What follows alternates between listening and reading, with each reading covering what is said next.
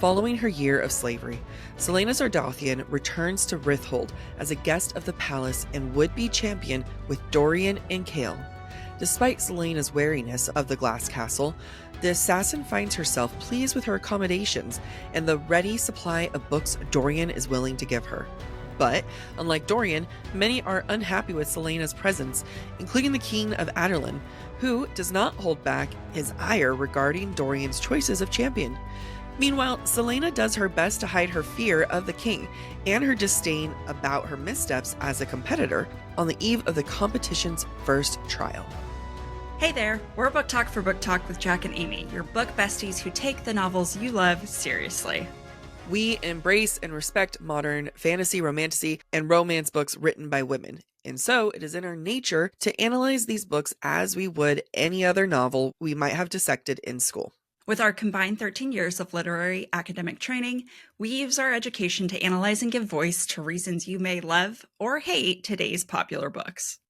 This week, we'll cover Chapter 7 through 10 of Sarah J. Maas's Throne of Glass novel. For a complete list of episodes and the chapter breakdowns, be sure to check out our Instagram at the handle BookTok for BookTok. Before we dive in, let's talk about S.P.I.L.T. Spoilers, perspective and interpretation, language, and themes. Spoilers. While our discussion is about Throne of Glass, important context from the first 3 novels in the series will be discussed without spoiler warnings. That is specific to Throne of Glass, Crown of Midnights, and Heir of Fire. This is not a read-along for anyone who hasn't read at least these 3 books, and you will be spoiled from here on out. So please take this as your only spoiler warning. For all other spoilers beyond Heir of Fire and other SJM works, we will keep those to the Breadcrumbs and Broomsticks area of our episode. Perspective and interpretation. What we discuss in this episode is strictly our personal interpretation of the text. We do not speak for Sarah J. Maas and in no way know her intentions for her books or characters. We also know our listeners have their own personal views and opinions, and we encourage you to share your thoughts with us because every perspective and interpretation is worth exploring. Language. Even though I try to keep the swearing to a minimum for the sake of my mom, explicit language does occur, particularly Amy.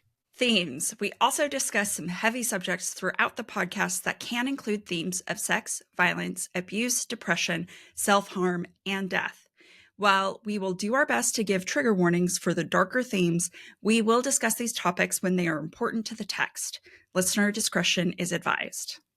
As always, we love keeping the conversation going because our listeners are really good at finding things we've overlooked or completely missed.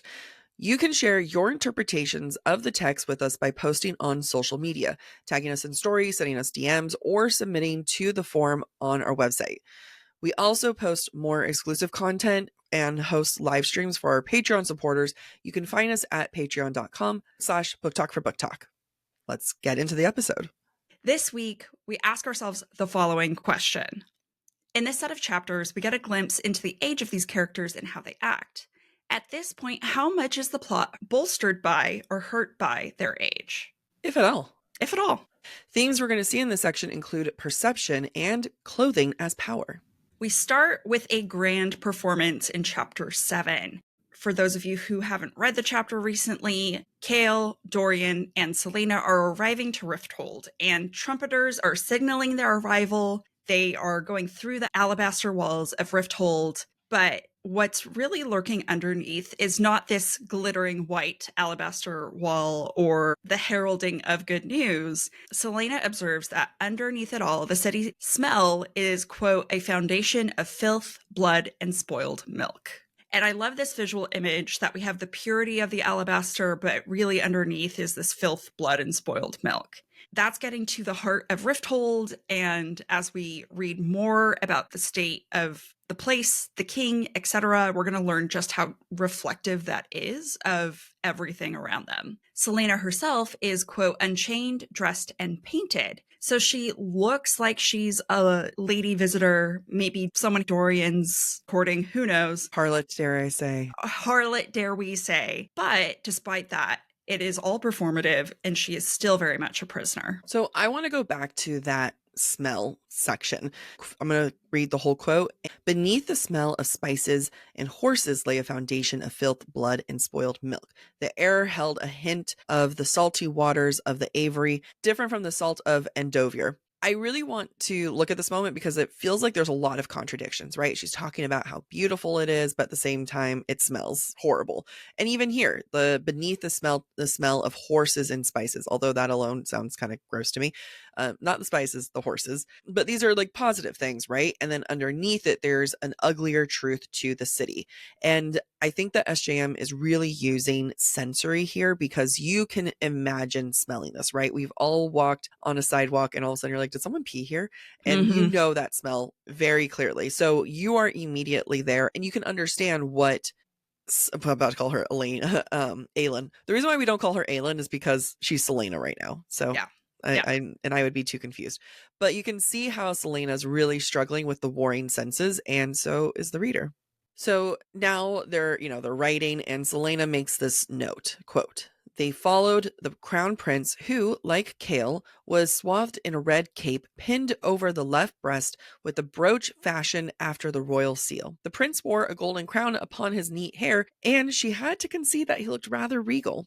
The imagery here is the fact that Dorian is trying to look like his soldiers, right? He's trying to look like the people who follow him. And that's like a method of saying, look, I'm one of you guys. I'm fine. It's totally chill. I'm not a crown prince at all. At the end, like he is not a soldier, right? And we're going to see an image later of just how different the soldiers' uniforms really are.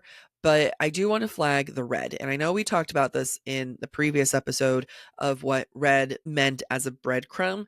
Right now, we're going to look at the concept of red meaning a lot of other things. So stay tuned. One other thing I want to add is if Dorian really wanted to look like the rest of the royal guard, he wouldn't wear his golden crown. And that's coming back to the theme of performance, right? Yep. His trying to blend in with the royal guard is performative. And in some ways, his wearing of the crown is performative as well, because he would rather probably not be a prince. Yeah, the fact that she walks away with this being like, he looks regal versus like, wow, he looks like one of the people is, Says like, a lot. It says a lot.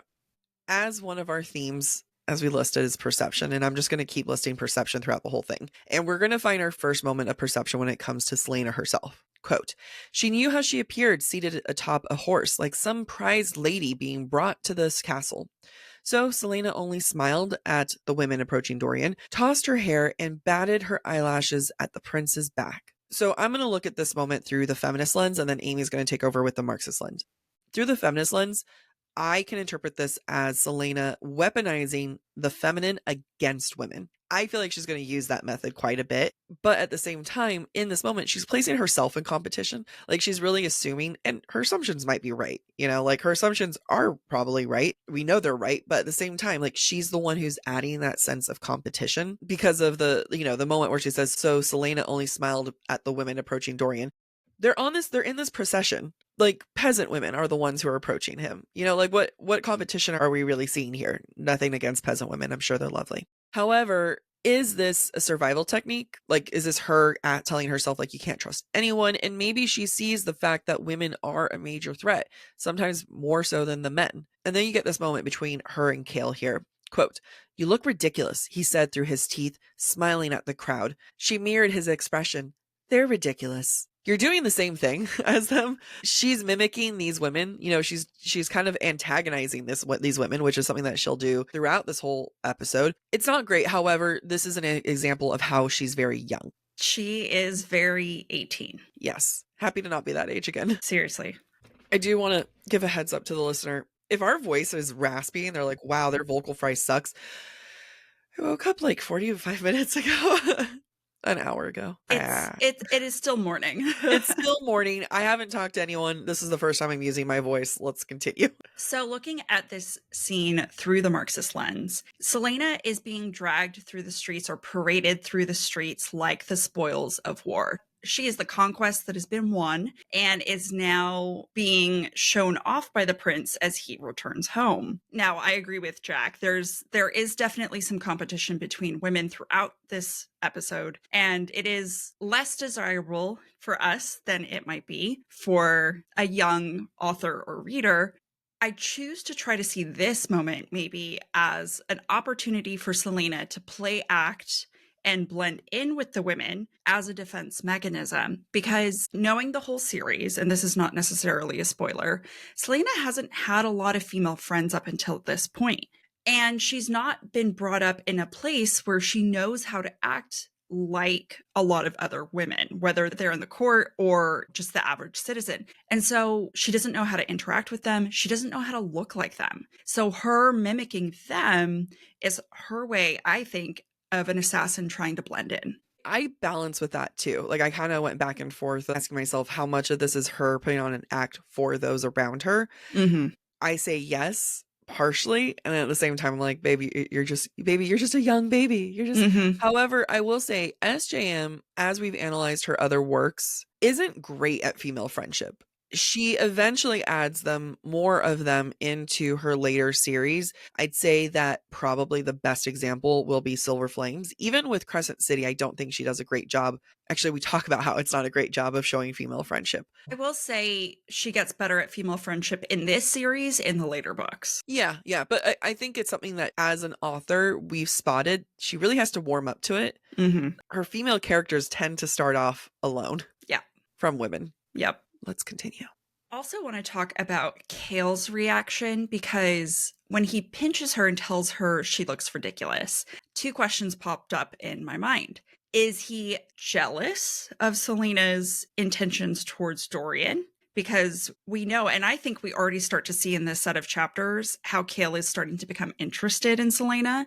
Or is it in his best interest and in Dorian's best interest for Selena to not be associated with Dorian as much as possible, because she's tainted, she's an assassin, she's guilty of crime. So maybe, on the other hand, he doesn't want to taint Dorian's image, especially if people find out that she is in fact Selena Sardathian. So at this point in the book, I'm going to choose to believe that he actually is seeing her as an assassin. He's seeing her as a threat. And the moment that it changes, such a man thing, is when she gets pretty. Yeah. And you see that moment change. We're going to talk about how he's laughing with her. We're going to talk about how he admits that she's pretty, which is also a really weird thing for, kind of a stickler to do.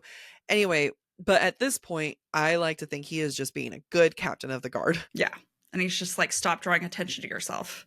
So as the royal caravan travels to the palace, they pass a bunch of shops.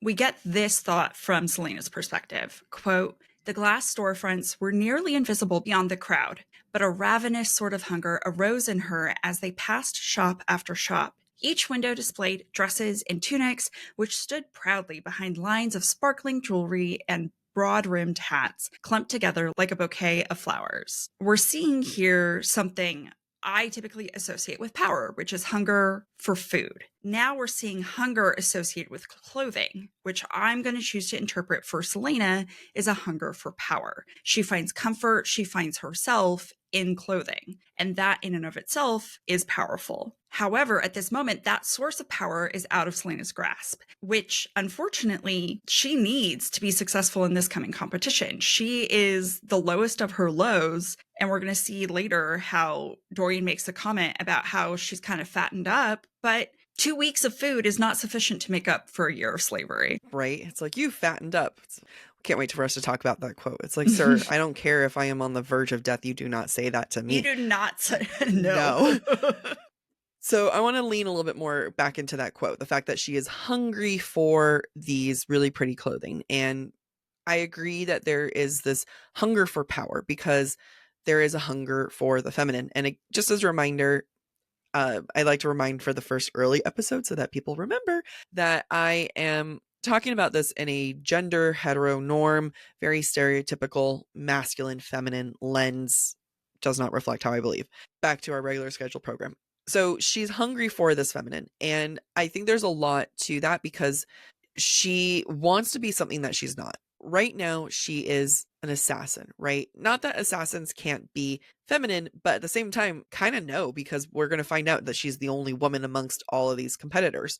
So she wants to be this person that she isn't because circumstances have taken over and redefined her. Those circumstances being what's his face who adopted her to be an assassin. She did not get a say in that. She was that identity has been thrusted onto her, which sucks. Now, you can't talk about being hungry for something without saying that you've been starved for it. So we're seeing that she's hungry for the feminine because she's been starved of the feminine.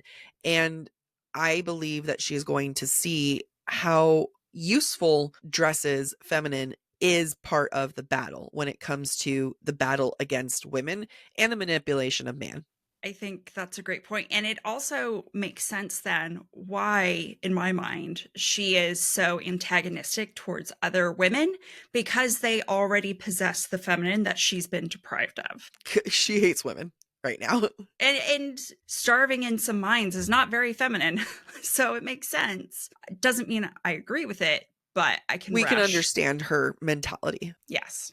Now, as they're traveling to the palace, Selena sees a bunch of different sorts of people at the piers in Rifthold, and that includes a lot of different slaves. And in this moment, Selena has this moment of like anxiety where she doesn't want to be associated with the royals, with the guards that she's traveling with, because she understands from an outside perspective, she is no better than the masters who keep the slaves. She, in this moment, becomes ashamed of the performance and being present with the prince and thinks, quote, she wanted to leap from her horse and run to them, or to simply scream that she wasn't a part of the prince's court, that she had no hand in bringing them here, chained and starved and beaten, that she had worked and bled with them, with their families and friends. She was not like these monsters that destroyed everything.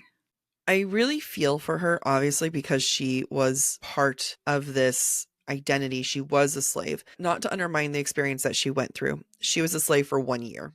Now, you can argue her being an assassin was also her being a slave of a different kind. But, that's a slave of a different kind. That's not a straight up slave.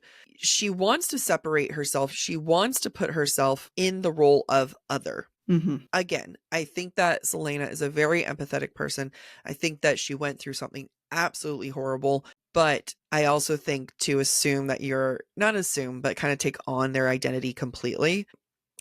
I don't want to say it's the wrong move. No, it is the wrong move, but it is like something to note, right? I don't want this to be we keep insulting and harping on an 18-year-old character. That's not what we're doing. I think that it's just important to see that she's missing the part where she is still different from them. And the reason why it's important to say that she's still missing the part where she's different from them, because once she accepts that she's different from them, that's when she's like, I'm a princess, right?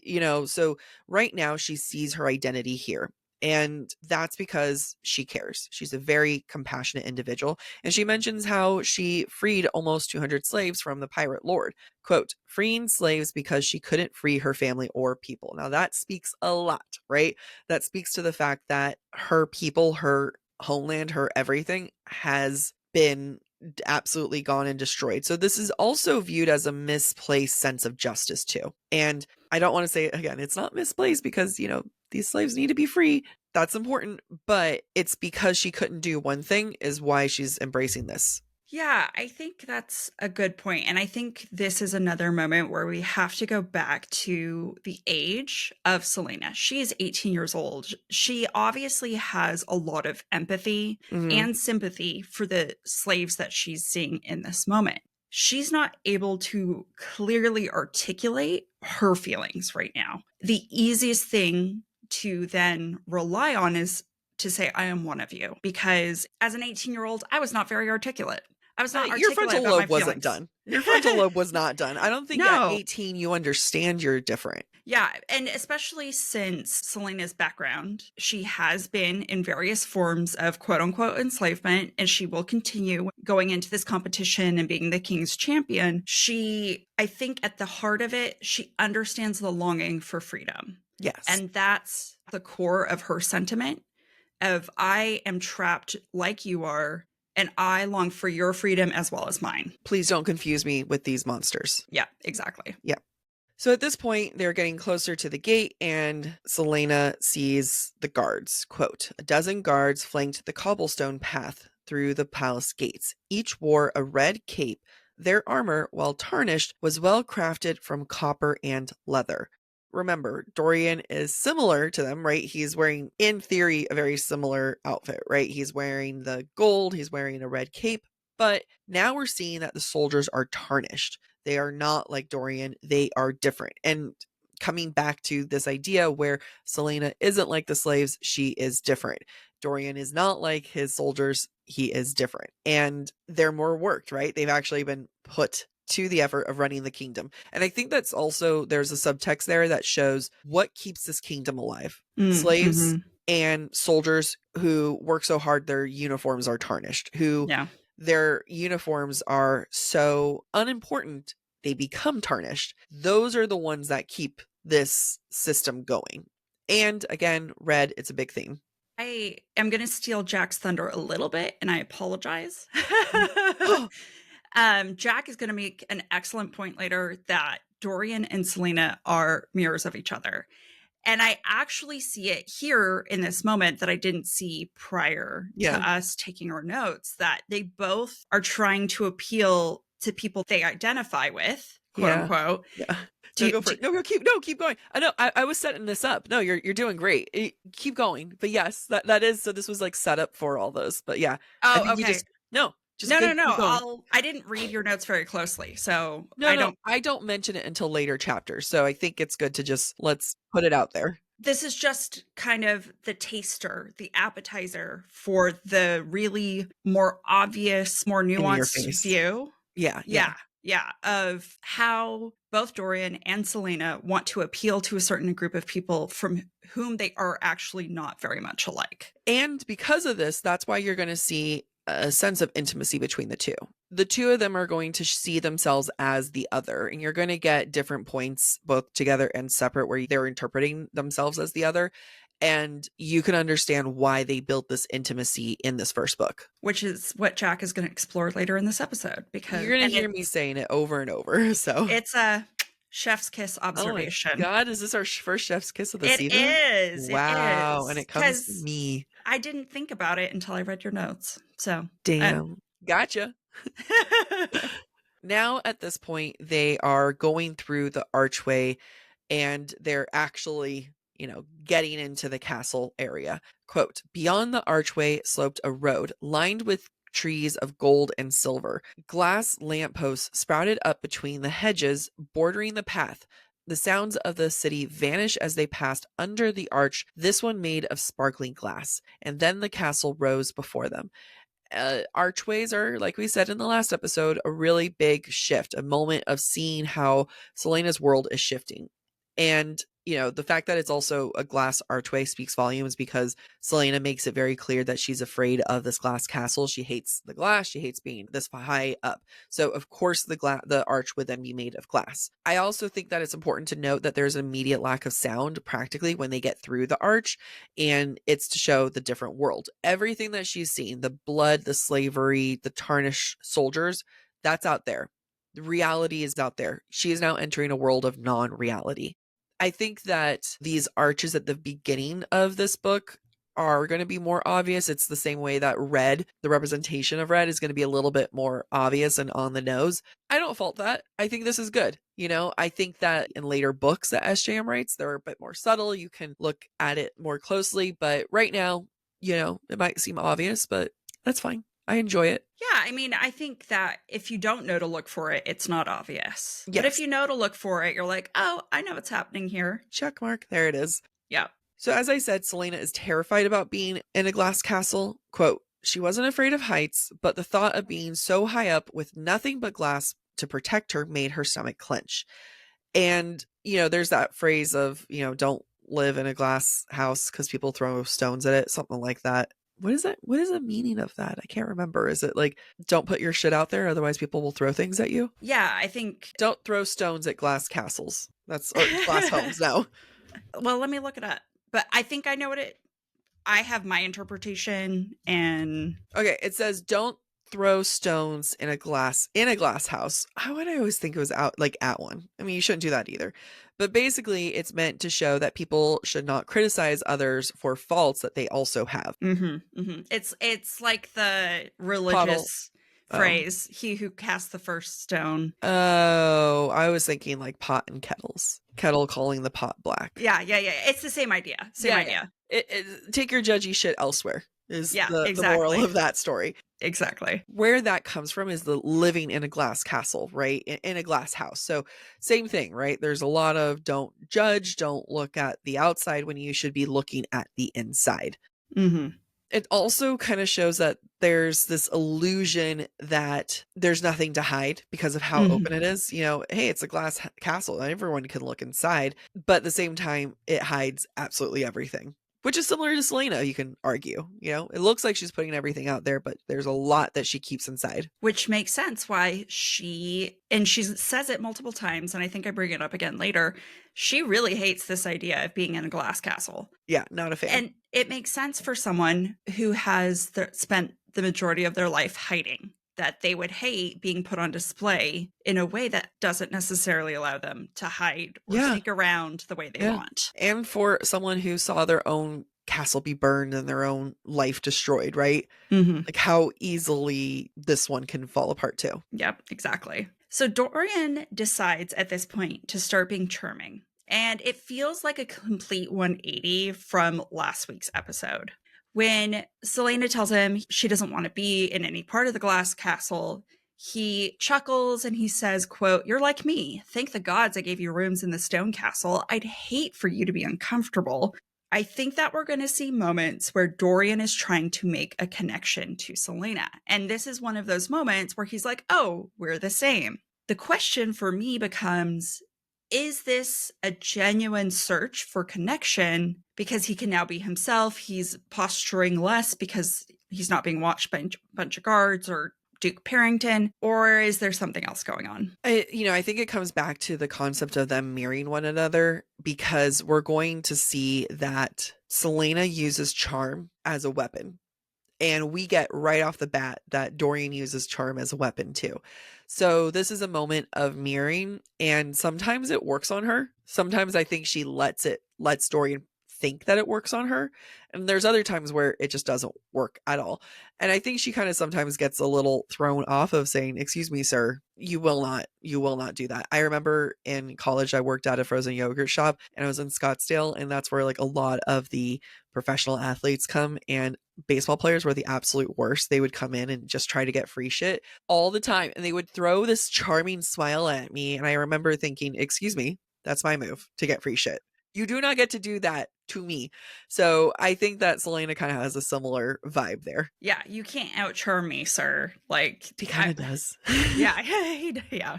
So in this same conversation, Dorian then comments on Selena's appearance, and it's kind of really out of the blue.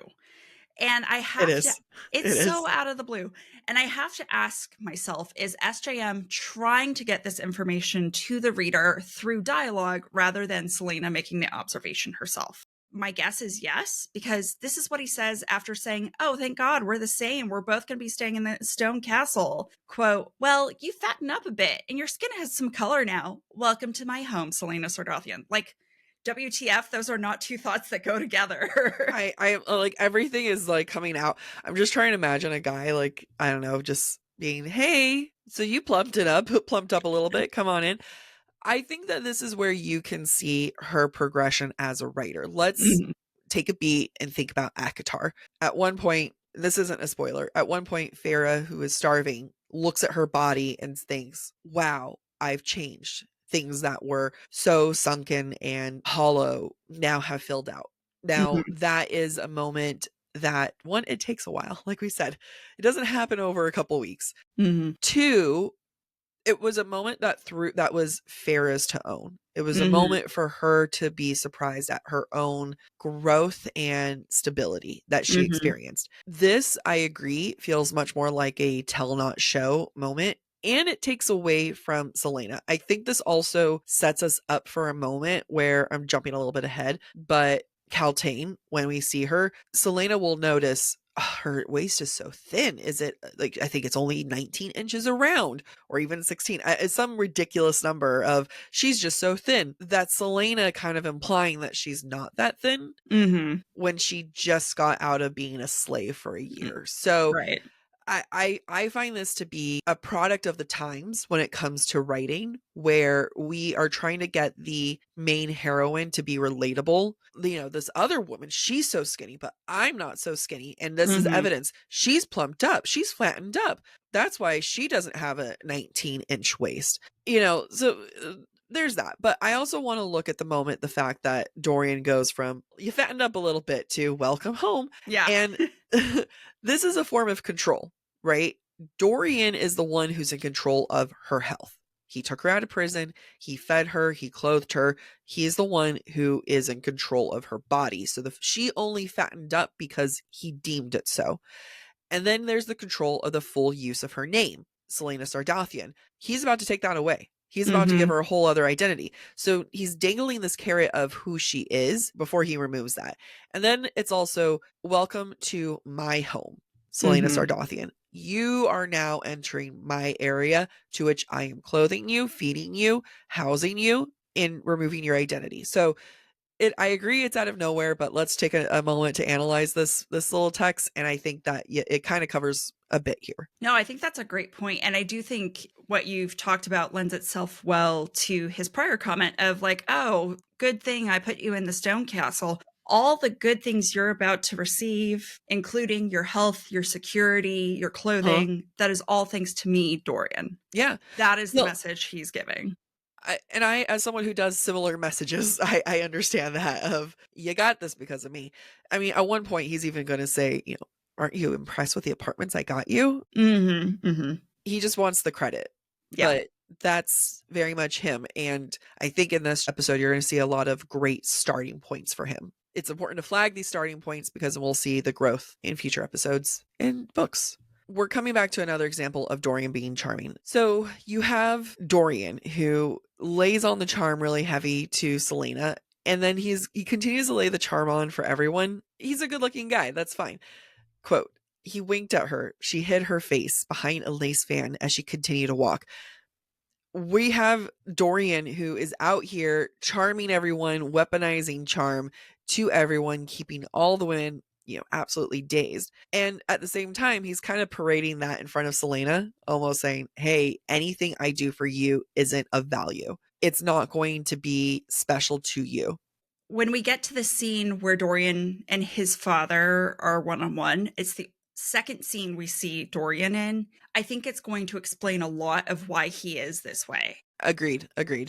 So now we're going to see Selena's apartment, and it's her apartment, straight up apartment, better than any apartment you and I have lived in. Mm. And she has a bathing room, a bedroom, a dressing room, a dining room, a game room, and it is fancy. Quote, each room was furnished in gold and crimson. Her bedroom was decorated with a giant tapestry along one wall, with couches of deep cushioned chairs scattered in a tasteful manner. We're getting more red, and red is an invasion. Red is going to be associated with the royal family, with Dorian's father. Just like everything else, red is seeping into this home. It really reminds me of the royal apartments in Palace of Versailles. Remember Yeah. when we went?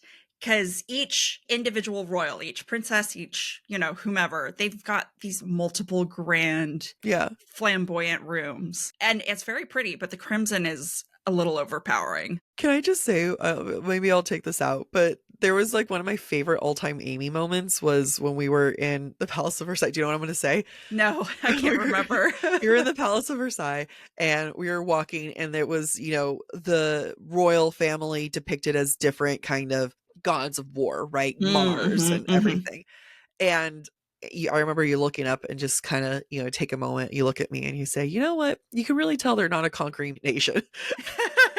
Or like they never really won a good war.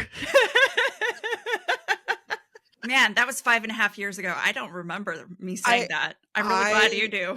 Think about it a lot. You can really tell they never won a major war here. Keep it in. I love it. Yeah. Now that Selena's in her apartment, she's alone in her bedroom, we see her assassin side and her survival instincts kick in. This is one of the good show don't tell moments, I think, on SJM's part, because it allows us to learn more about Selena and her need for constant plotting and seizing of opportunities. She counts the windows, the exits, the guards posted at the door, the window, the balcony, and she knows what weapon each of them have, which is very, like, top tier observational skills. Good job.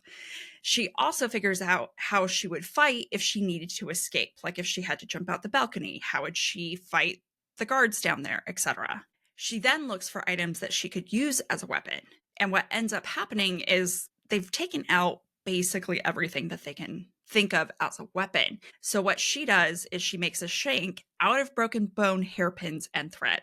Quote, "Well, it wasn't a knife, but clustered together like that, the jagged points of the broken pins could do some damage. It would certainly hurt if she jammed it into a guard's neck and disabled him long enough for her to grab his weapons." It establishes in this moment just how resourceful Selena can be.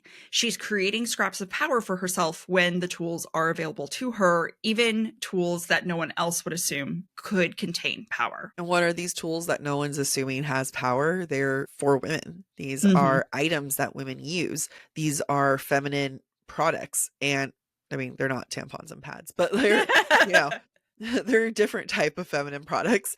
And it shows that Selena is capable of embracing the feminine, of using it as a weapon, and to manipulate it. It's a great show, not tell.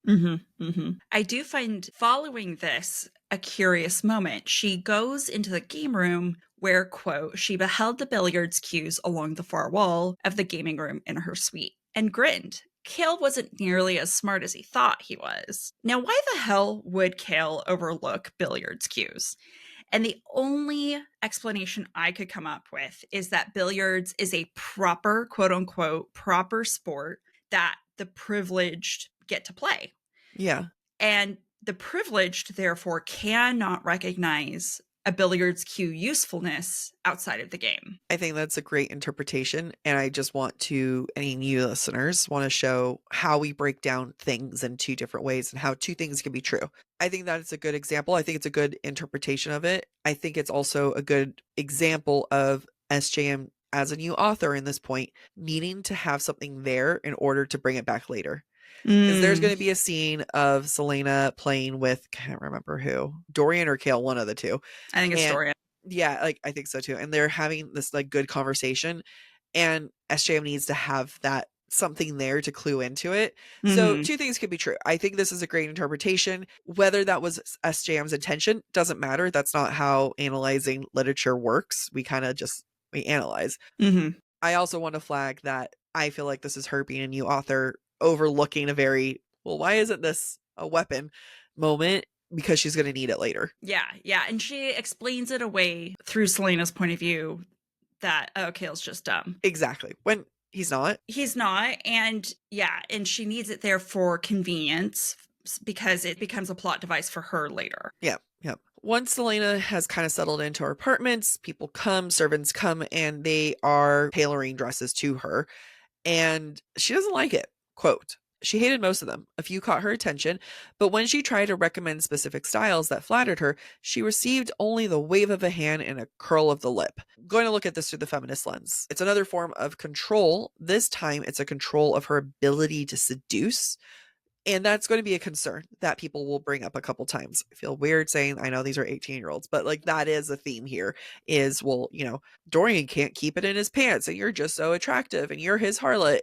And it's a reminder that, you know, hey, people are like, he's going to try to hook up with you. Other people are going to try to hook up with you. So let's just try to make you as unflattering as possible. I think that's a great interpretation. So from the Marxist lens, I interpret this a little similar but different. So if we see clothing as a source of power for Selena, the power is not for her to control. She's not allowed to suggest fabrics or styles that flatter her that would bolster her power internally. It's like, in my mind, being given a weapon you haven't trained for, or that's the wrong size for your body type.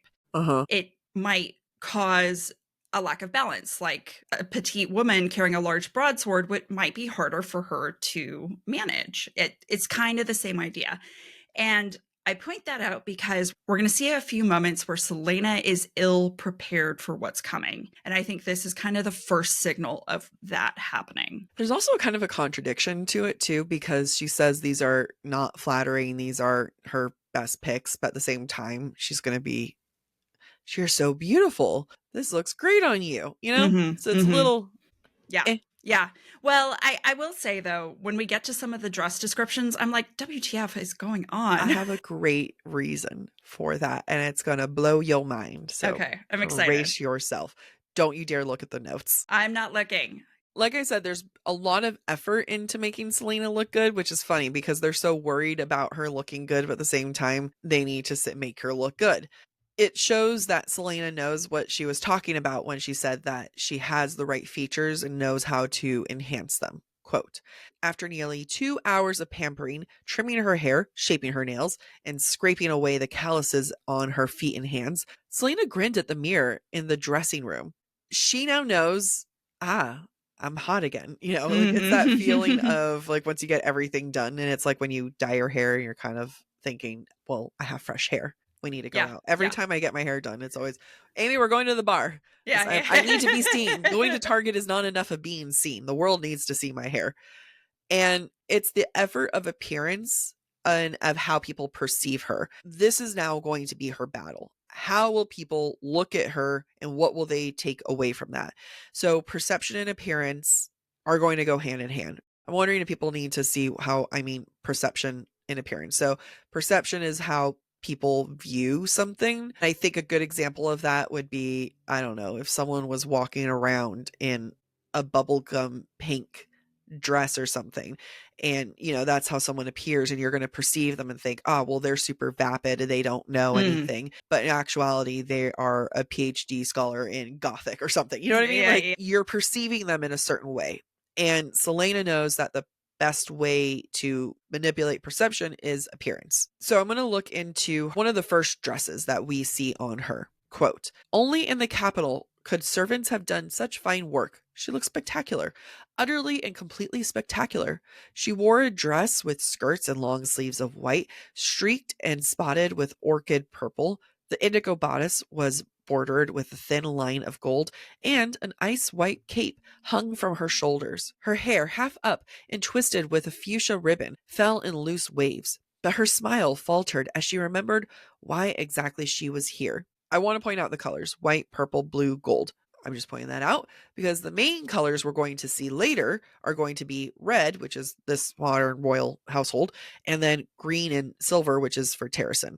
And she can't really enjoy the moment because of how much of a reminder it really is of why she, like she said, of why she's there. However, again, she just said the fabric doesn't look good on her. So why is she saying she looks spectacular? I think she's just being pouty. Initially. Well, and it's a lot of clashing colors, but it's white, purple, blue, gold, fuchsia. There's a lot going on here. Yeah. I want to see the reference photos of the dresses SJM is imagining. There used to be a Pinterest board. I think SJM used to have Pinterest boards for her books. Yeah, I think that's right. I want to see the reference photo because I agree. I can't imagine this. The fuchsia is what throws me. Yeah. That's what does it for me. Yeah, agreed. Now, despite having had this Princess Diaries moment where she's been transformed in a moment, Selena can't really enjoy what's going on or her cleaned up appearance, as Jac mentioned. Quote, her smile faltered as she remembered why exactly she was here. The king's champion indeed. She looked more like the king's lapdog. Now, what do we think of when we think of a lapdog? A servant, someone who's obedient, someone who just follows orders blindly. And this is a reminder for us that despite the joy she may feel in her grand apartments, in the way that she looks, she still has traded one prison for another. She just happens to maybe like this prison a little bit more, or it benefits her a little bit more. However, at the same time, she also demeans herself. She is reducing herself to no longer human, but a dog that obeys orders, which indicates the fact that she does, in fact, dislike this situation, no matter how it's good for her. Yeah.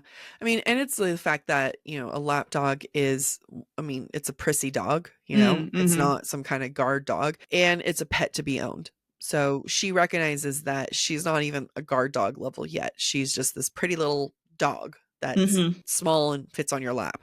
So now we're going to meet Philippa. And, we love Philippa. She's great and she's not afraid of Celaena. So let's take a note of this moment. And Philippa says to Celaena, people just think that you're another lady friend of the prince. Another? That's my interpretation of Celaena being shocked. The assumption of women and the value that they bring to the role. I think that some of Philippa's initial comments are very interesting and very telling. They're funny, but the funny is hiding kind of darker truths there that Philippa is very aware of. And I just want to say that, Philippa's saying lady friend, but it's an undertone. It's a nicer way of saying harlot. I just want to say she's not mad at it now. She's confused, but she's not throw a potted plant at her mad. Correct. You'll understand what we're saying in a minute. Celaena, though, underestimates Philippa. Quote, why send such a soft woman to serve her? She'd overpower her in a heartbeat. That's because Celaena at this point is only thinking brute strength, which is so confusing because, no, actually it's not confusing. Now I'm analyzing as I talk because Philippa isn't competition. Philippa isn't another young lady who's trying to get Dorian's attention. So I think that at this point, Celaena doesn't compute how to battle with Philippa other than brute strength. So she can't charm her. She can't out feminine beauty her. So what can she do? Well, she can, beat her ass up. She's out here playing checkers. She's not there playing chess just yet. She's playing tic-tac-toe. She's not even playing checkers.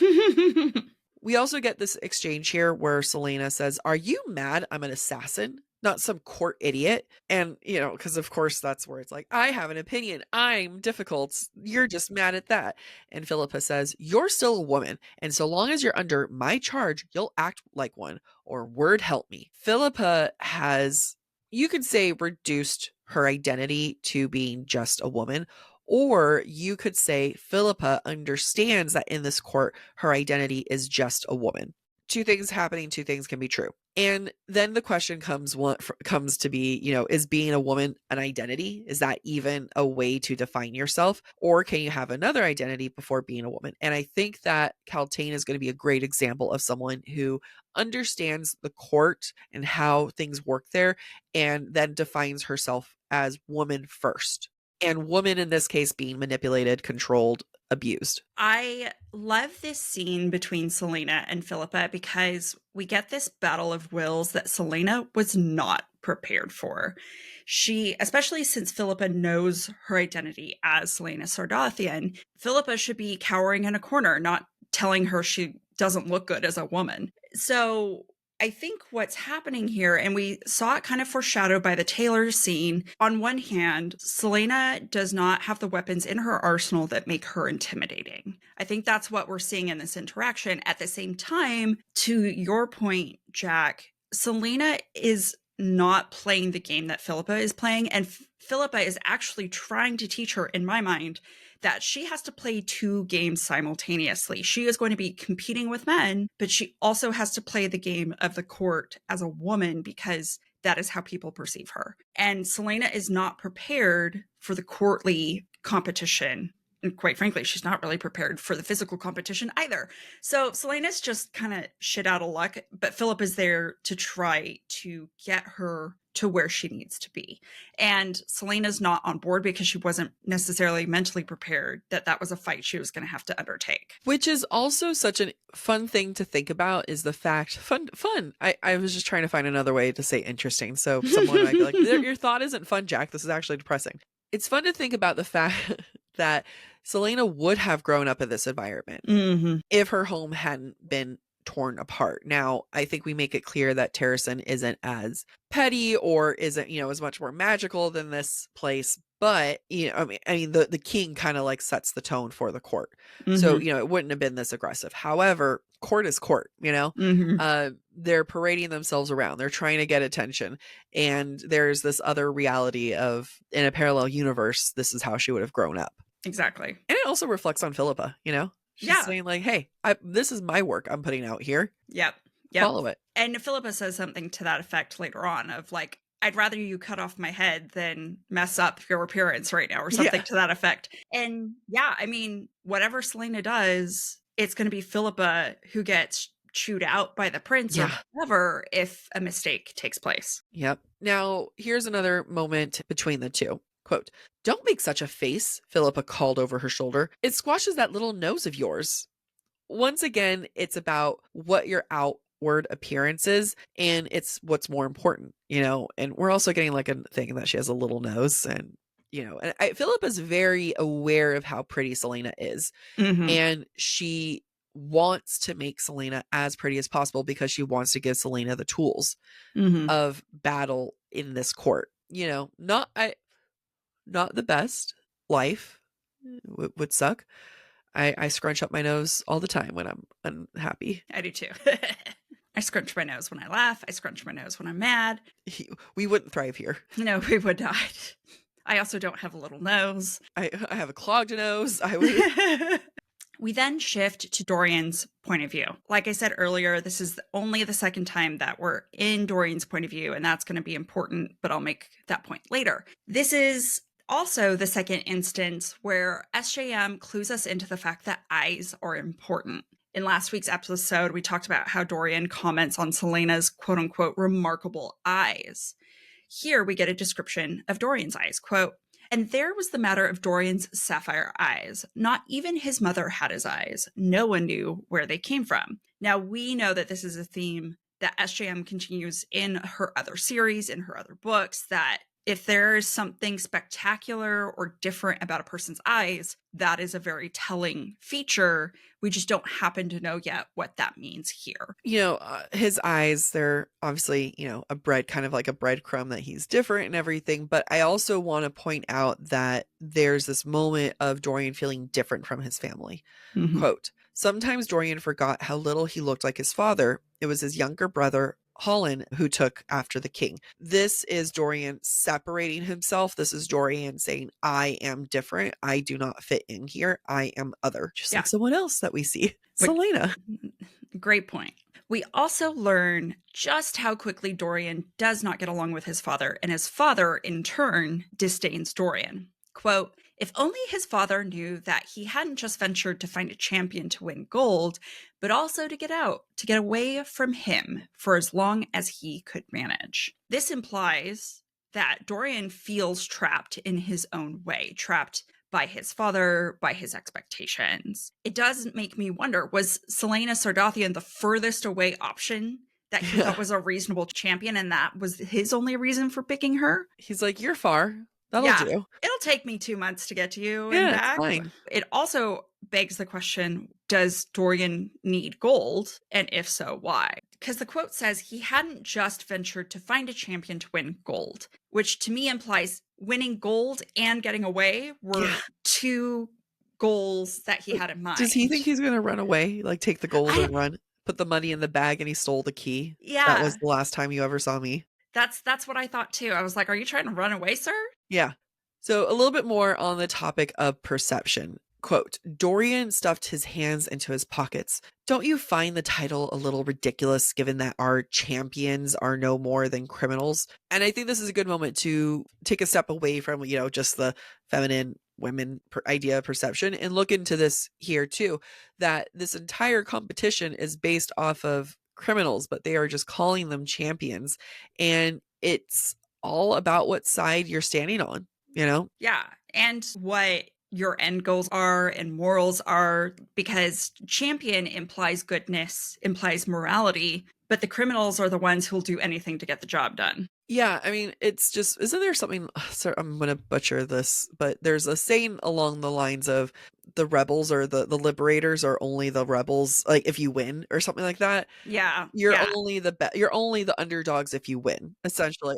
You know what I'm saying? But like, I'm not getting the right quote, but it's the idea of if you win, you get to be the liberator, you were the rebels, you were the ones fighting the cause. And I'll always remember I had a history teacher one time and it was circa early 2000s or whatever. And they were saying, hey, a lot of other countries that go to war or, have issues with America is the empire, they're the rebels. And it's literally just about perception, but it's more about the idea of how you're viewing a situation depends. I mean, it's just all a matter of perception. Yeah. If the French Revolution had gone a different way, the proletariat would have been, the squashed rebellion, and the royals would have been the good guys.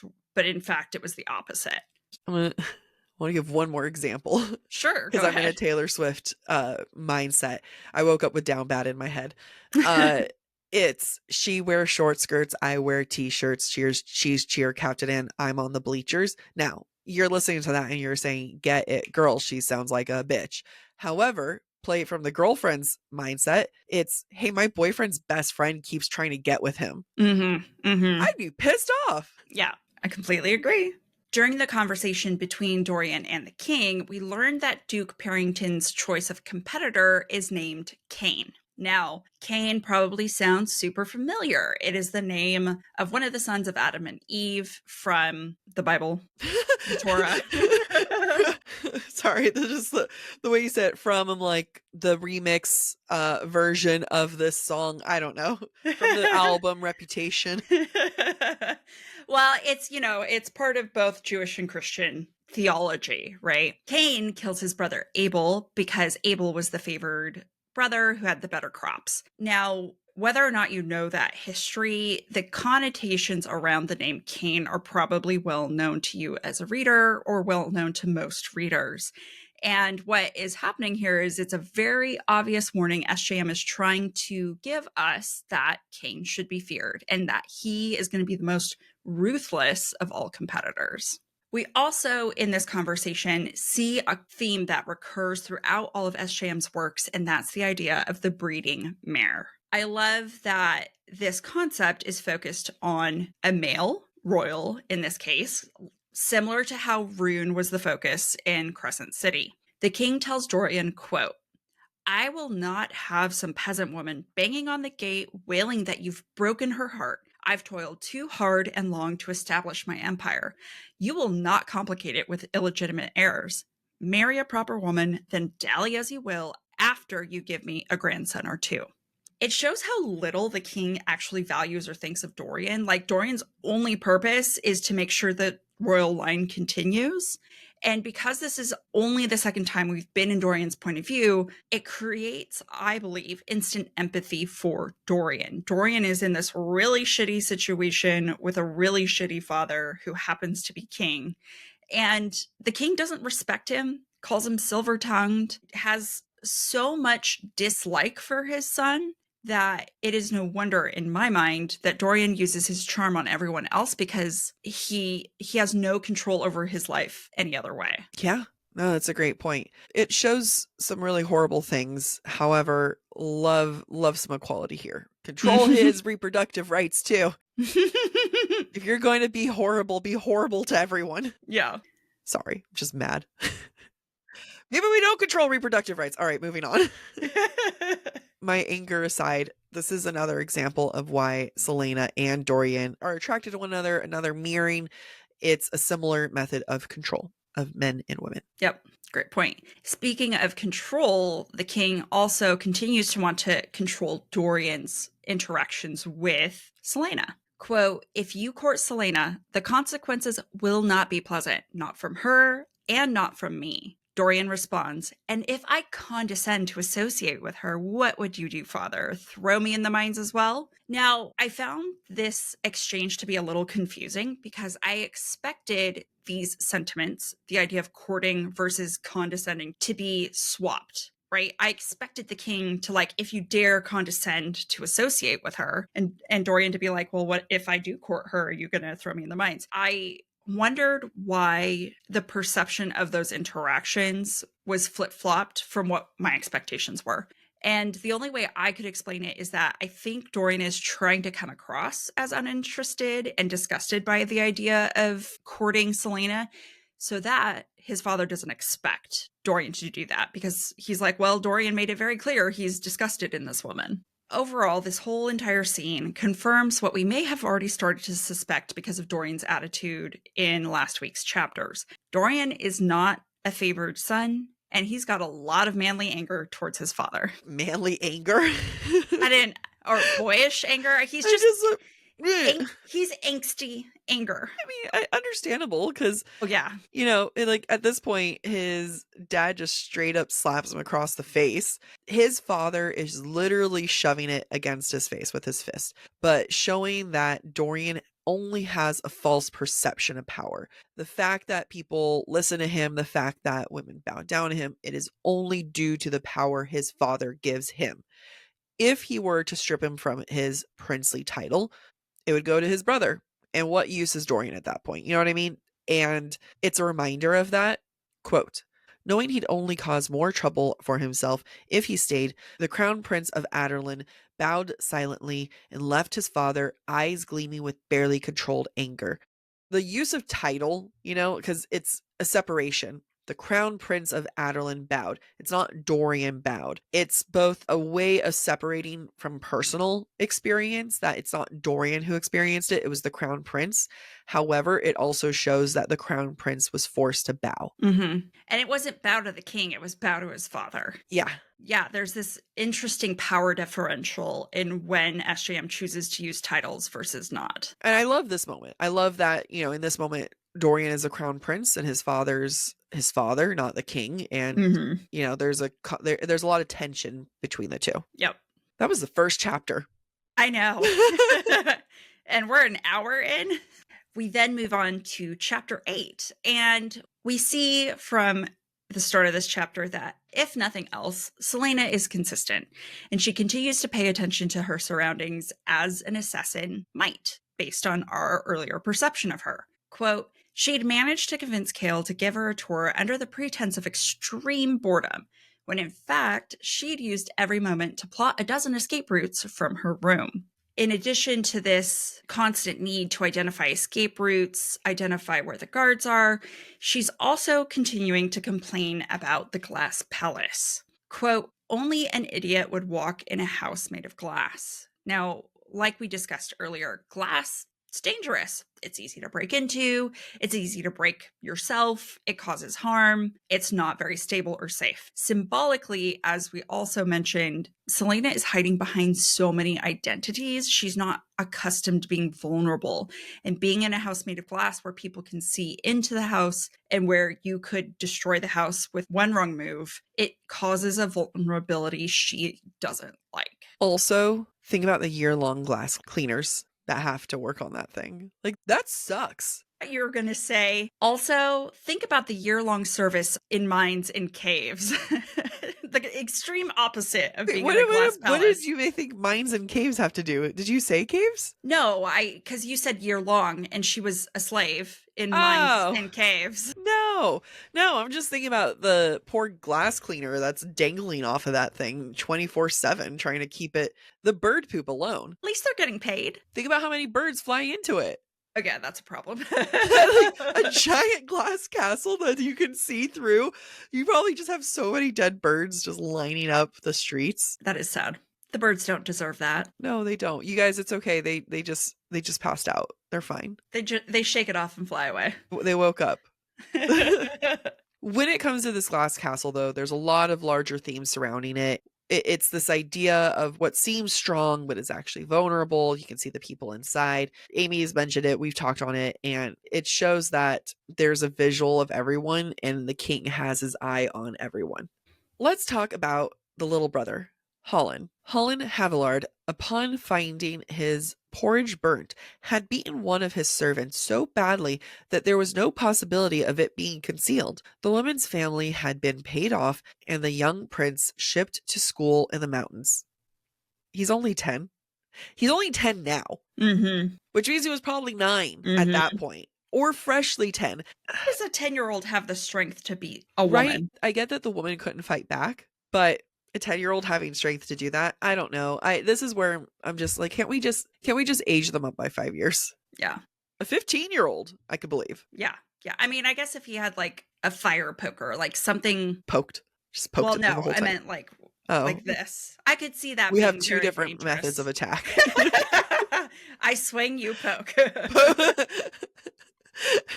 I'm just imagining a police officer. So this woman was beaten and poked? It's a lot of poking. During Celaena's tour of the palace, they come across the clock tower. And the clock tower, in my notes, is menacing AF. It's Yes. like, It's creepy. why do the bells sound like explosions? Please explain. Let me read this quote. They were silent for a few minutes before an explosion sounded nearby, then another. The clock finished its war cry. She'd never heard bells like that. It's ominous. It's supposed to signal to us that there is something very unnatural about this clock tower. The tower itself is also made of inky black stone with gargoyles perched on each of the clock's four faces. Quote, soundlessly roaring at those beneath. The thick clawed finger of a gargoyle pointed at her. Which is a shame because gargoyles are supposed to, they were there originally in architecture to get evil spirits away. That's why they're scary. Also, think about gargoyles from Hunchback of Notre Dame, the animated movie.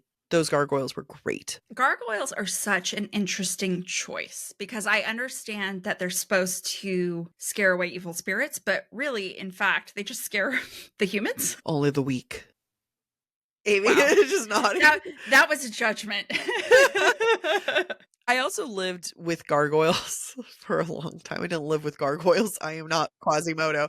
But like, you know, having lived in the UK for a while, there's just a lot of gargoyles up in your business there when you're looking. Up in your business? No. No, I'm not Quasimodo. I want to continue to describe the clock. Quote, the numbers were like war paint on the white face of the clock, the hands like swords as they slashed across the pearly surface. Now, symbolically, when I think about the clock tower, it comes across to me as very similar to the early description of the city of Rifthold. There's this white surface, but underneath it all, there's a lot of filth. There's it's tainted. And here we're seeing a lot of reference to violence, to war, to battle. Symbolically, that should be triggering alarm bells in our own heads. Something sinister is associated with this clock tower and foreshadowing maybe the sinister intentions of the king, since for some reason, the king is the one who built it around Dorian's birth. Coming back to this idea that just because it's on the nose doesn't mean it's a bad thing. We're getting this imagery of this is very evil. Look out, this clock is bad. Maybe this will come back into play later. And it's super in your face. It's not a bad thing. I think me as a reader, as a writer nowadays, if I was reading SJM's books now, I would immediately be looking for, okay, but there's actually something good inside of it, right? But I was trying to think of this in my head. I was thinking, is there something good in here? I can't remember. And I accept that this is just SJM, early author, early writing. And remember, this was written in 2012. I think personally, I believe writing has really elevated since then as a genre. But just because it's saying, hey, it's evil, clocked, noted, thank you. Yeah, that's not a bad thing. No. Later, Celaena will also think, quote, she couldn't shake the feeling that those bulging eyes were still upon her. Again, it's just that ominous, that foreshadowing that there is something wrong with this and we need to keep an eye on it. We also recognize that there are word marks here. See us in the breadcrumb section. When Celaena and Chaol continue their tour, they happen upon the library, and Celaena seems in awe of the stone dragons that adorn the library's entrance. Quote, Celaena suddenly halted. What, she breathed, is that?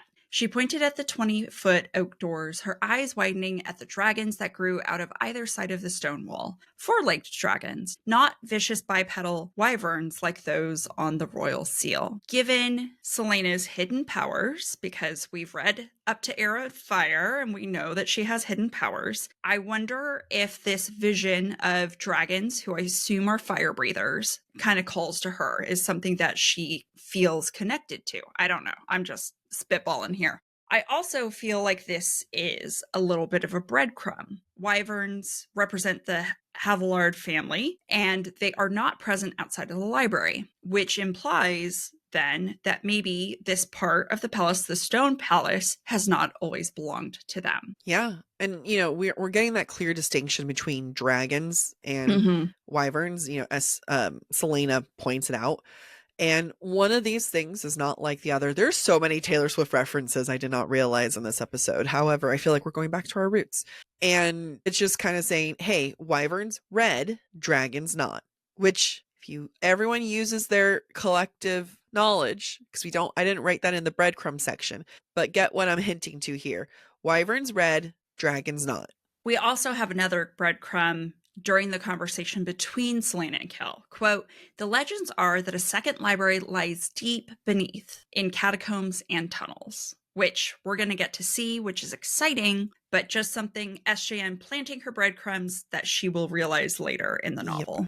Yep. To continue talking about the library and to kind of come back to this idea of red, quote, compared to the sunlit hallway, the interior that stretched beyond them seemed formidably dark, but as she stepped inside, candelabras came into view, along with black and white marble floors, large mahogany tables with red velvet chairs. I'm overanalyzing. That's what I do. That's the whole point of this podcast, is to overanalyze. I want to point out here that, as we said, the library dragons, not the current ruling system. The current ruling system is red. So the one thing that's we're noting in here is red are the red cushions, indicating that red has been invaded into this room. It's not part of this room. Kale asks, hey, have you been to the Terrason libraries? And she says, yes, when I was young, though they wouldn't let me explore. We're going to get more into the breadcrumbs section there. But in my initial read forever ago, I don't know what issues I was going through, but I definitely was younger and I was just thinking, oh my God, okay, of course you like books. Like, oh, calm down here, babe. It's books. I've never seen books before. A library. I would have the same reaction. I don't know. I was going through my issues. But I'm realizing at this point that when she's looking at these books, when she's so enamored, mentally, she is brought back to Terrason. She is brought back to her home, and reading represents so much more. It represents the home that she misses. So, I such an asshole when I read this the first time, thinking, oh, okay, calm your tits, babe. Like that, this isn't, I've been into tons of libraries. It's fine. However, being older and now realizing that I was a dick, I can also appreciate that this is her being completely transported mentally back home. Yeah, I think that's a great point. And I didn't think about that because my focus was more on the quote I'm going to read next. I wonder to what extent Selena is shocked that this library is so large. Yeah. Because of what she thinks. And this comes up when Selena asks Kale why there aren't any guards in the library. And he explains that they're of no use in the library. Selena thinks then, quote, oh, how wrong he was. Libraries were full of ideas, perhaps the most dangerous and powerful of all weapons. So from the Marxist lens, this is a little on the nose. Knowledge is power. Yeah, we get it. But it makes sense that this awful king who's conquering all of Aurelia allows knowledge to continue to exist in his own palace, a source of power that others could exploit. It is not surprising that Selena is shocked at its existence. Yeah. I mean, and I remember this quote after the elections was brought up quite a bit, which as it should be, that people were arguing that books aren't political. It says it right here. Yes, they are. And I'm going to make a point in a minute about why that is. I'm going to build this case that there's a continued control of knowledge, which is the control of power. Kale tells her, read, these belong to the king, these being books. And Selena says, it's a library, isn't it? It's the king's property, and you aren't of noble blood. You need permission from either him or the prince. And here you can see that knowledge is power, knowledge is control. That really kind of crescendos into this next quote, where Kale tells Selena, reading is a bit out of fashion, I'm afraid. Why is it out of fashion? The king, the queen, they're the ones who set the trends. They're the ones who make it fashionable and not fashionable to read. So if they remove this trendiness of reading, you are now removing the gaining of knowledge and the possibility of people starting an uprising there, essentially. And I think this kind of plays into this idea of a glass castle, right?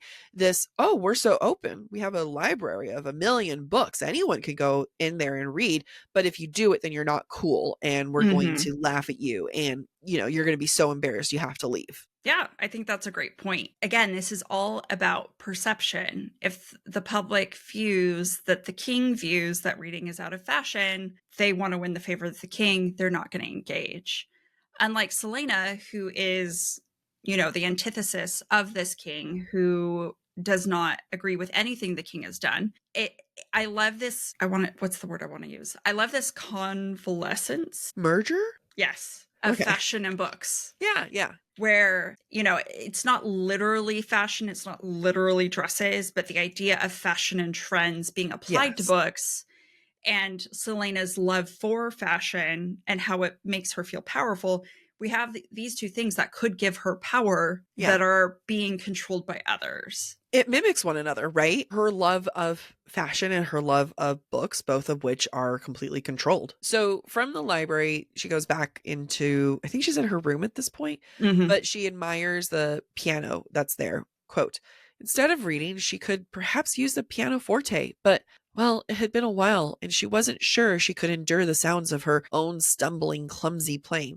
Again, 20-something-year-old me who was an asshole initially read this and thought, dear God, like so you love everything. Pick one, as if people can't have multiple interests. But it just felt so pick me at the time of, okay, so she likes books and music. And I remember thinking, okay, and who doesn't? Okay, just I had issues. Anyway, in hindsight, in analyzing this, I can see what this actually is, and that's a clue of her upbringing. Right? Of course, a princess would have an extensive library that they can explore and read. Of course, a princess would have been taught the pianoforte. These are all signs and reminiscent of her upbringing. So if maybe a 20-something-year-old me could have just chilled for a minute, I would have seen that. Yeah, and seen it for the breadcrumb that it is, right? For a first-time reader, it feels pick me. But when you know what her background is, it's like, well, duh, of course. So, but it's SJM doing the work for that big reveal. Yeah. We then get this exchange of letters between Selena and Dorian. Selena's asking for permission to read. Dorian's like, of course, here are my 7 favorite books. One of our listeners, Mandy_Silverman, pointed out that the letter writing and the banter is very reminiscent of ACOTAR, or dare we say this came before ACOTAR. So ACOTAR was an enhancement of what we're seeing here. It's funny because you can tell SJM just really wish there was texting in this world. Yeah. This would be great for texting. Yeah. I don't know if I'm bothered by the use of letter writing in books, but it is a writing device. And whether you love it or hate it, authors will choose to use it for a specific reason. And in this case, and I think in the case that we saw in ACOTAR, it's about creating connection, especially for characters who maybe cannot be seen together or whatever the case is. In this case, it feels a little like, well, let me just read the quote. Never mind. Dorian writes this letter to Selena saying, here are 7 books I love. I hope you read them. He then ends his letter with this quote. I am not one inclined to sit through pages of nonsense and bloated speech, though perhaps you enjoy works and authors who think very highly of themselves. I thought this was hilarious because Dorian has already kind of clocked Selena's general self-confidence and self-esteem. But it does beg the question for me. It would be a very easy thing for Dorian to say, no, you can't read. That's a way to control Selena. On the flip side, he is, in fact, continuing to control Selena by giving her the books he wants her to read and he wants to talk about with her. Now, is it about control or is it about connection? Does Dorian crave connection to have someone to talk about these books with? Or is he forcing a connection with Selena to control her? And there are so many questions that I have. And what was SJM's intent? Yeah, I mean, and you also keep in mind this is after his father hitting him, threatening him, and everything. So how much of this is him being rebellious to daddy? But in his note, he also says, quote, I command you to read these first so that we might discuss them. The command, right? And I think what we're seeing here is that not only is knowledge power, but knowledge can be shared intimacy. Dorian has the knowledge of the truth of his dad, right? Dorian has a lot of knowledge. Being able to share that with someone, and also eventually I think he'll be able to shed his own mask and be comfortable with Celaena, then, and that's another form of knowledge of Celaena learning about his true feelings and self. Knowledge is power, but knowledge is now intimacy. Mm-hmm. And I get that because, I was comparing it to texting, and you can be your best version of yourself, right? You're thinking about it. I think people are a lot funnier over text, which is hard because I feel like on dates with guys, sometimes I'll think that was not your personality. That's why you took 2 hours to write back. But I also know that I can be a lot flirtier over text. I would say much more flirty things over text than I would in person. Yeah. So, I've said some very bold things to my partner over text. which if you were to say it in person, it's ooh, no, ew, don't look at me. It's cringy. Yeah.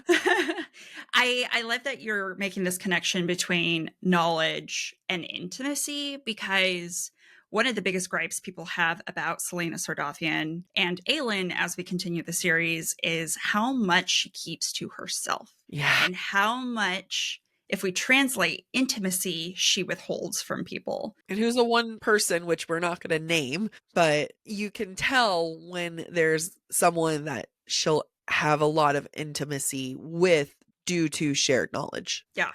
So I love that we're establishing it before even chapter 10. Yeah. In Throne of Glass. And that is going to become a recurring theme throughout the series. Yep. Now, the next day, when Celaena wakes up and goes to her balcony, she's there to enjoy the sun. Quote, Celaena took a seat on the rail and waved at the guards with their crossbows aimed at her. At this moment, she's coming off as vapid. Again, she's just kind of saying, hey, boys, how's it going? And this is a weapon, perception, letting the guards think that she is chill. She's vapid. She can just casually wave at them. She's giving them a false sense of who she is. And she's using the fact that people underestimate her and judge her as a weapon. All of that, right? There's a lot of control of what she has here. There's a lot of this moment of strategy of the assassin here and an understanding. So then I have to ask myself, what the fuck is this next part? The women start to show up, and we know that's Caltaine, who we're about to see. Quote, the red skirts were the size of a tent, and her bodice was so tightly bound that Celaena wondered if her waist were any more than 16 inches. I then tried to get a measuring tape to see what 16 inches was, and I thought, nope, I think that's my thigh or my calf. No, my thigh is way thicker than 16 inches. Yeah, my calf is 14.5.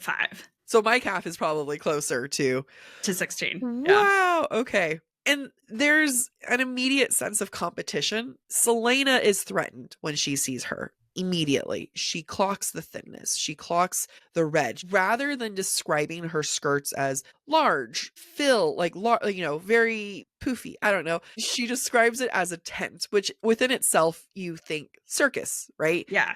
And she's a clown. So, the connections are being made there. And at this moment, I'm thinking, okay, does Celaena see a threat in Caltaine, who embraces her femininity and is able to use it like a weapon because now she's seeing someone who is on the same playing field as her? But then Celaena hears them talk. Quote, I don't need to worry, the woman mused. The prince's harlot won't be well received. His what? Perception is everything. None of this is new. Celaena knew that this was going to be how she was perceived. She clocked that before she even got into the castle. Philippa's the one who also implied it. She called her his lady friend. And now we're seeing Caltaine call her like a harlot. I feel bad for Caltaine. I'm going to say that. Like, I really feel for her in this episode. And her being this upset with Caltaine saying what everyone else has said, but in more direct language, it's not confusing to me. She's 18. Yeah, and I think this also goes back to what she said about the other women when they were coming through the gates of the city and heading to the palace. Celaena calls women ridiculous. It's a defense mechanism. And I do feel like that is kind of conveyed in her description of what Caltaine is wearing. Her dress is the size of a tent. Her waist is impossibly small. Yeah, her waist is impossibly small. Like, she doesn't take this woman seriously. And so for this woman to offend her is the bigger insult, right? Like, you're not worth anything. How dare you call me something that is so offensive? but that I've ignored when other people have said it. And so Selena kind of overreacts. She tries to harm / kill Keltane by dropping a flower pot on her head. And like Jac said, maybe it's just a product of Selena being 18, or maybe Selena is accustomed to solving problems with violence. I'm also wondering that maybe this is the first person, kind of like what I said was, which now registering what I even said, that Selena views Keltane as someone on an even playing field. At least when it comes to this, can Keltane throw a punch? No. But when it comes to controlling and understanding the perception of femininity, Keltane is the first person that she is looking at and saying, oh, she knows what's going on. When Philippa says it, well, she knows, like, this is a silly woman. Can't believe that she's talking to me like this. Versus when Keltane says it, it's now a threat because this is a woman who's on the same level. I mean, Keltane, at the end of the day, is competition. And Keltane is the embodiment of everything Philippa was trying to warn Selena about. Yeah. Right? This is Selena's first true encounter with the competition on the femininity at the court level. And I wonder if some of her overreacting is a direct result of her being annoyed that she didn't see it coming. Agreed. All right, now we're in chapter 9. We're making progress, guys. Selena gets all dolled up, and we get to see her second dress. She ran a hand down her gown. Seafoam white. This is the part where I don't want you to read. Look away. Look at me. Just watch me. Do you have me that far off? No. Okay. Put me in front of your notes. Okay. She ran a hand down her gown. Seafoam white lace bloom from the sweeping neckline, washing upon her breast from the powdered green ocean of silk that made up the dress. A red sash covered her waist, forming an inverted pink that separated the bodice from the explosion of skirts beneath. Patterns of clear green beads were embroidered in whorls and vines across the whole of it, and bone-colored stitching stretched along the ribs. Tucked inside her bodice was the small makeshift hairpin dagger, though it poked mercilessly at her chest. She lifted her hands and touched her curl and pinned hair. Now, this is the part where I know your note said, what the fuck? This is ugly. However, the dress that she sees the king in, the dress that Kale will be like, holy shit, you're pretty, is the dress in Terracin colors. Green and silver. Yeah, that's a really good point. I think what threw me off are the touches of red. Well, I got another point. Okay, I got another. Hold on. The touches of red represents the invasion of the king.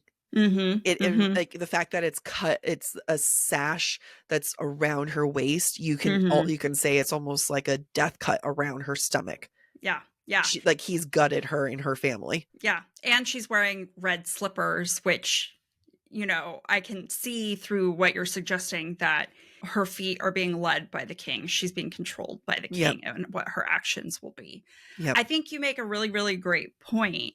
I think what stood out to me with this dress that I do think SJM did really, really well was the elements of nature that she weaves into the description, which is very much in touch with Terracin and Selena's love for nature, right? Yeah. Seafoam, white lace, washing upon her breasts, ocean of silk, and then we get the vines of beading. It's very beautiful, and you can tell how there is talent in SJM's descriptions.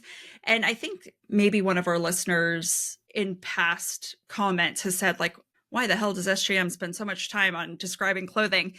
And we can see why. There are symbolic reasons for it. Yeah. We will never know the symbolic reason to a fuchsia hair tie, though. No. I think what really threw me off was while I understand the red and green combination is Terracin and Adeline, it also just makes me think of Christmas. Absolutely. Absolutely. I really do need to see this in the vision board that SJM did, where it's like, I just, what are you thinking? How is it not Christmas? Yeah. Agreed. Philippa sees her, and we're getting more ugly truths in this world. Quote, "It's such a pity you are who you are," Philippa said, turning Selena to face her. "I wouldn't be surprised if you managed to ensnare some lord into marriage. Maybe even his highness if you were charming enough." Woo! And Ooh, okay. My feelings would be hurt so quickly. I would have cried by now. Philippa is showing that the highest achievement a woman can make, the greatest compliment a woman can have, is that she can, quote, ensnare, implying trapping. Ensnare is literally a trap. So the greatest compliment that she could give is say, hey, you're pretty enough to trap a man into marriage. Good for you. If you're charming enough. If all of it is, of course, it's not if you're nice enough, smart enough, be you enough. It's about being charming. And that, that's the truth of this world. That's the truth of this court. Then Selena complains about hearing someone say that, hearing Caltaine say that she was brought to the court for the prince. And Philippa says, it's not meant as an offense, Poppet. Beautiful ladies are always associated with the crown prince. You should be flattered that you're attractive enough to be considered his lover. Ow. Ow. It really is. Her value is based off of perception. It's a good job. Caltaine was threatened by you. That's because you're pretty. And that's because you will probably be wanted sexually by the right man, not even wanted for marriage at this point. It's good job. You are an object enough for a man. Yeah. To satisfy his sexual desire. Yeah. Good job. You're an object. The prettiest object around. Yeah. I'm not critiquing this in a way of saying, how dare you, SJM, or screw you, Philippa. I think that this is done so well to establish this world and to establish what Selena is going to be working against. Yeah. And this is not something Selena is accustomed to. I think that if she had grown up in a royal court, she would, but she's thrown off by this because she did not grow up in a world where her value was around her sexuality and her attractiveness. Her value was behind how effective she was as an assassin. And that is not inherently a feminine trait. But at the same time, Selena does make a comment in the previous episode saying that she learned as an adolescent that how to enhance her beauty. So there is a level where she does know femininity equals good. Femininity equals power. We've been talking about her being able to manipulate feminine and charm to her advantage. So yes, she does know on a level that that's important, but this is to the extreme. Yeah, and I think it's, while she was able to use it to manipulate others, this is probably the first time she's encountered it where it's a weapon against her as well. Agreed. So at this point, Chaol then storms into Selena's room. Quote, "You," he began, then stopped as Selena faced him. His brows lowered as his eyes traveled along her body. His head cocked, and he opened his mouth as if to say something, but only shook his head and scowled. Jack, I don't know if you have comments about the fact that his eyes travel along her body, which feels very violating. But as you mentioned, this is probably the first time Chaol is really noticing Selena for her femininity. He's noticing how pretty she looks, and in my mind is foreshadowing that future attraction and interest that we're going to see play out. On the other hand, though, from a power perspective, I also wonder if Chaol is looking at her, wondering why she's in a dress, knowing he's about to drag her to meet all the other competitors. Yeah, I mean, I think yes to everything. I think it's both. I think it's both. I also, SJM is doing a lot to establish a love triangle. Who's the one other person who looked her body up and down? That was Dorian. That was just a few chapters ago. We're not even in chapter 10, and we've had both men look at her up and down. And it's a moment where we, the reader, we, Selena, end up almost feeling a victory when the men look her up and down.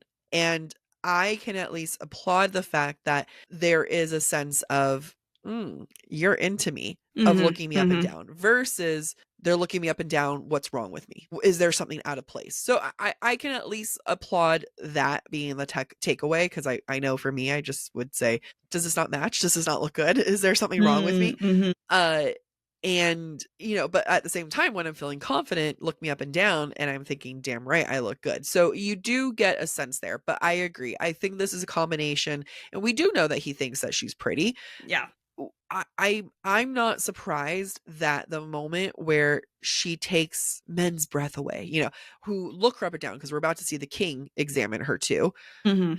is because she's wearing her colors, her Terrasen colors. I think that's a great point. What I love about this next sequence is that, unlike the not first chapter, probably second chapter, when Dorian looked her up and down and was like, ugh, how dare he look me up and down, she welcomes the positive feedback from men and from those around her because she knows what she looks like in this moment.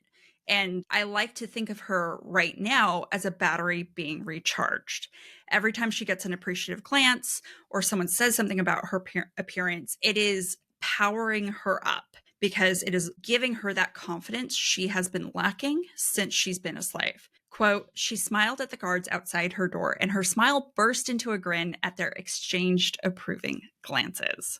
It's that perception and attraction is what's important. It's what's going to help her. It's probably what helped her be a better assassin. It's also the more people find her attractive, the more stunning she is, the farther away she is as being that slave before the salt mines. It's more of a separation. That person who is a slave who went through everything that they went through is not this person, right? There's a larger gap. I do want to say is sometimes where she ends up thinking, "Oh my God, they looked at me, they're into me," and I just, babe, stop being surprised. You look good. However, she knows how the world works, right? Because the guards check her out, and the fact that her smile burst into a grin at their exchange, like she gets it. She gets what she's doing to men.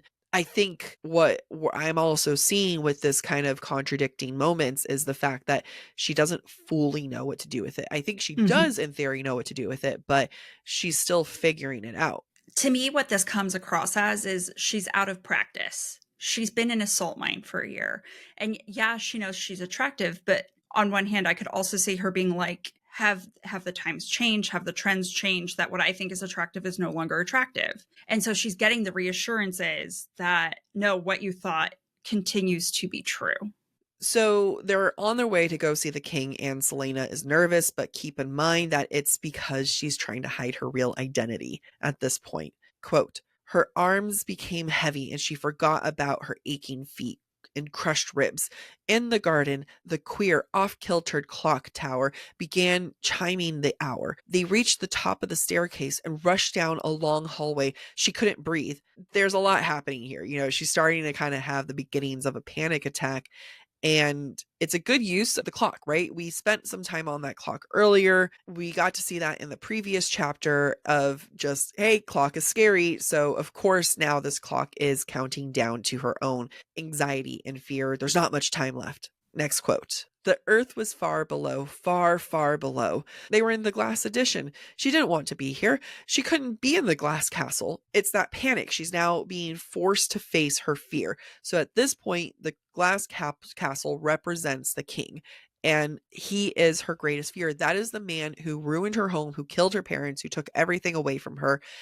And she can't be here. She can't be in the glass castle.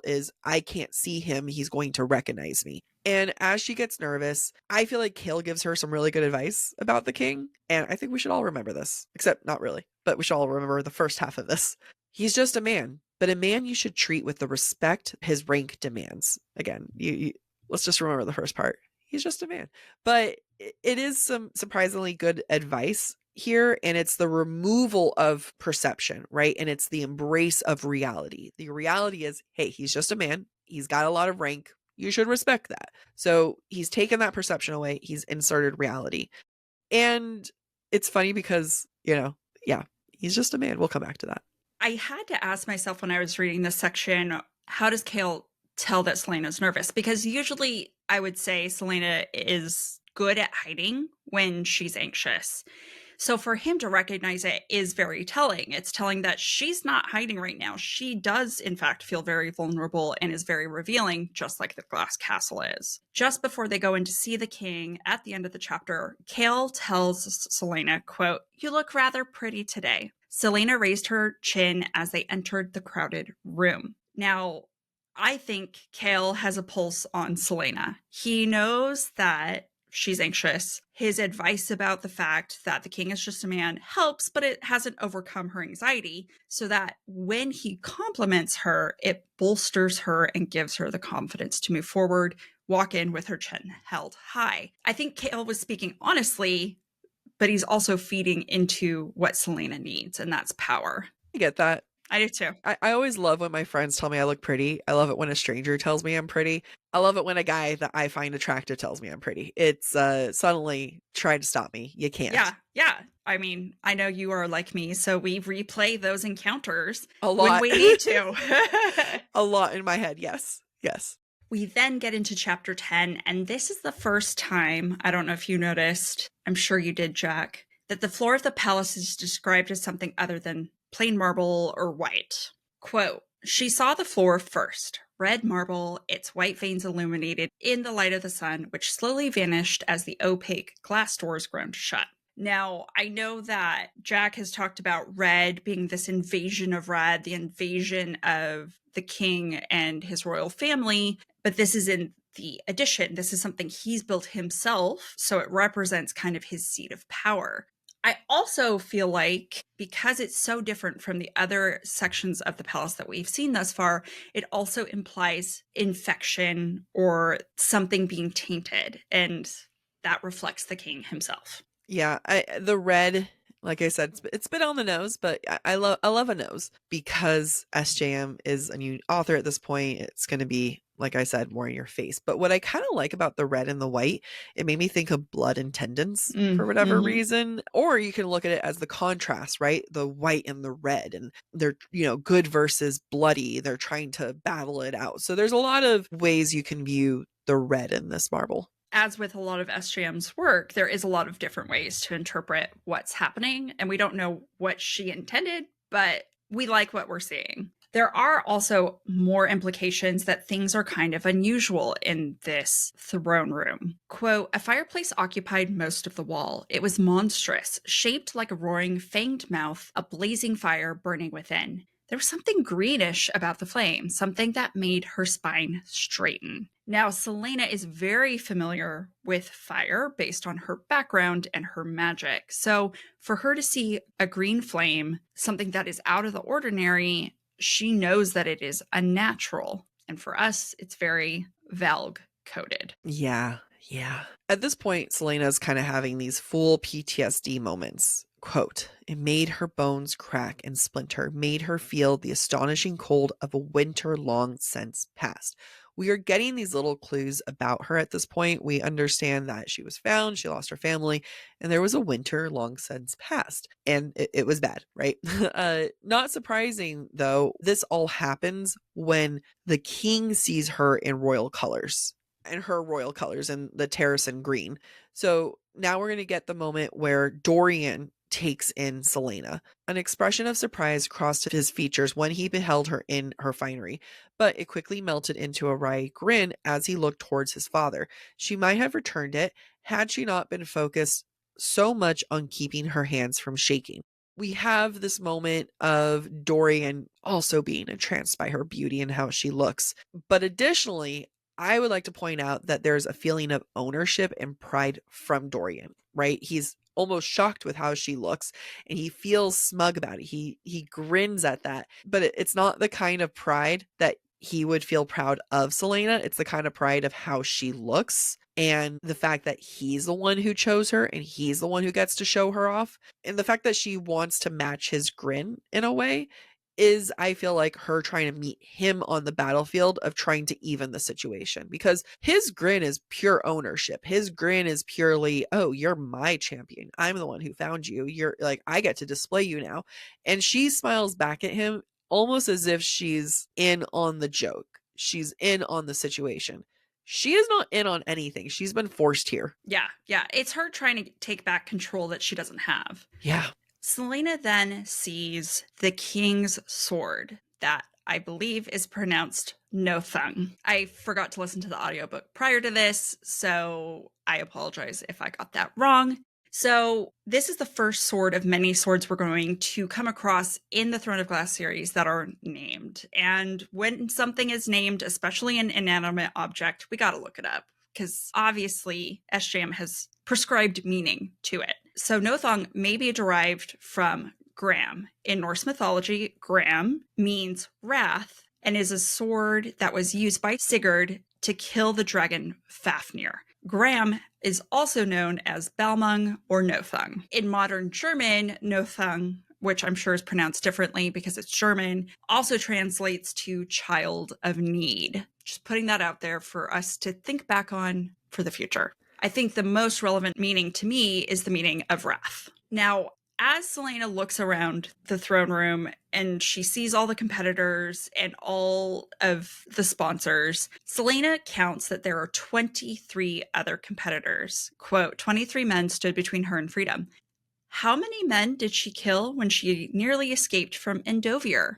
She killed the taskmaster plus 23 guards. It's a reminder for us that we should be confident in Celaena's ability to defeat these men. She's defeated this many men in one go before. She's like, I can take them. It's fine. It's fine. It's easy. No big deal. Celaena's watching the competition. She's eyeing everyone. Quote, most of the competitors' attention jumped right over her.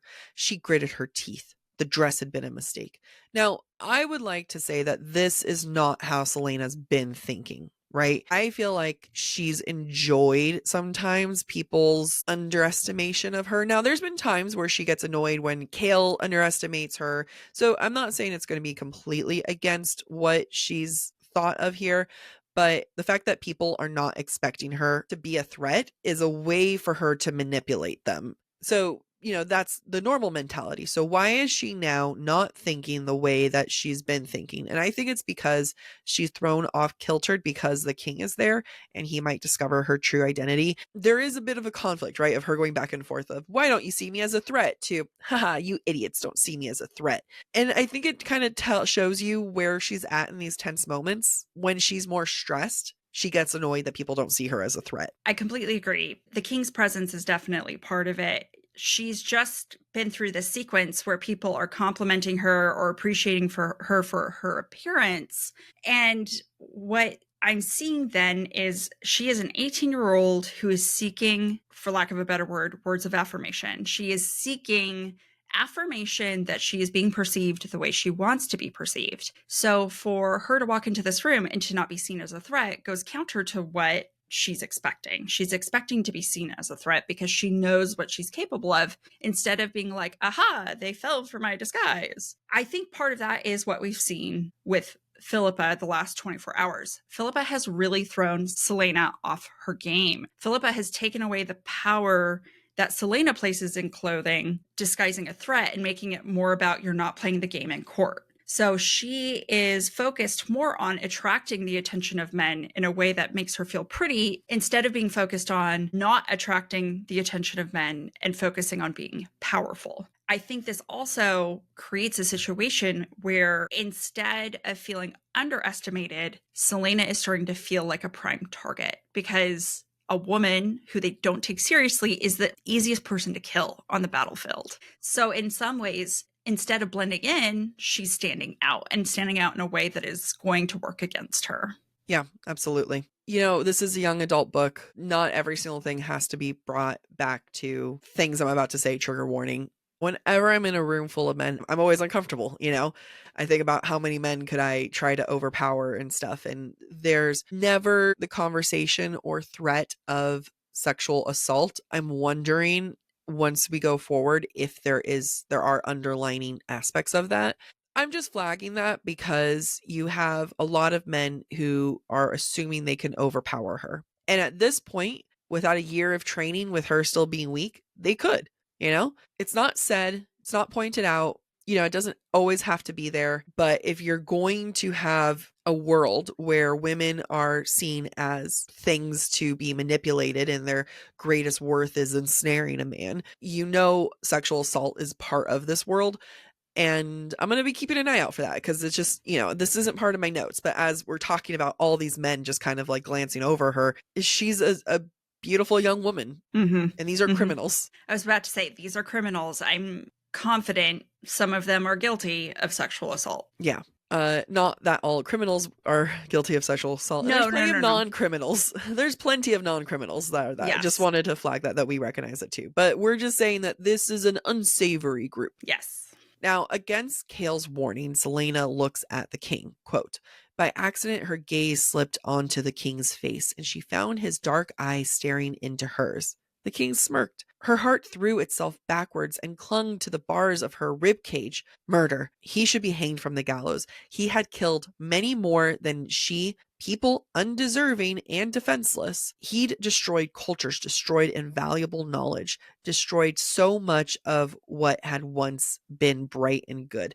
Now, before I go into, or actually, like, there's your clues about her past. She's passionate about what he's done and hurt other people, which she should be because he's horrible, and it's personal to her. However, I would like to look at this moment where she describes it that her heart threw itself backwards and clung onto the bars of her rib cage. Her heart is a prisoner to her own body. She is a prisoner. Her emotions are a prisoner to her own body. Her heart doesn't get to hide from him. Mm-hmm. Her heart is exposed. Yeah, I think that's a great point. And I describe it later as she's like a caged animal. Yeah. For first-time readers, we should be curious why she feels this way when she had so much bravado in front of Dorian and Cale and the guards when they picked her up from Endovier. And this is a great moment to clue us in. It's those breadcrumbs that Jac is alluding to. During the king's speech to the competitors and sponsors, Celaena contemplates the definition of being the king's champion. Quote, "What was a champion but a dressed up name for a murderer?" I found this really funny because it's really no different than an assassin. An assassin is a murderer too. Yeah. Assassins can be murderers too, Amy. Equal opportunity. That's right. The difference, though, is that as the king's champion, there's ownership. She has to work for someone she doesn't like, whose goals don't align with hers. And even though it's a double standard, it's, as Jac said, very, very personal. Unlike an assassin, this king has, quote, destroyed cultures, destroyed invaluable knowledge, destroyed so much of what once had been bright and good. And that is the line that the champion and the king cross that Celaena as an assassin did not, I assume. Before the end of the audience with the king, we learned that the competition will be 13 weeks long and that the 23 contestants will be expected to be eliminated more than one at a time because the trials are perilous. Now, 13, by some... You're going back to the angel numbers. I am. I have to. So 13 in Western culture, it can be viewed as an unlucky number. It is also a number we see later in the series associated with some witches. So it is a recurring number that Esham uses. Now, if you've listened to our Crescent City seasons, I talked about angel numbers a lot. I think before you get into angel numbers, there's no like official book on angel numbers. This is just more like fun looking things up.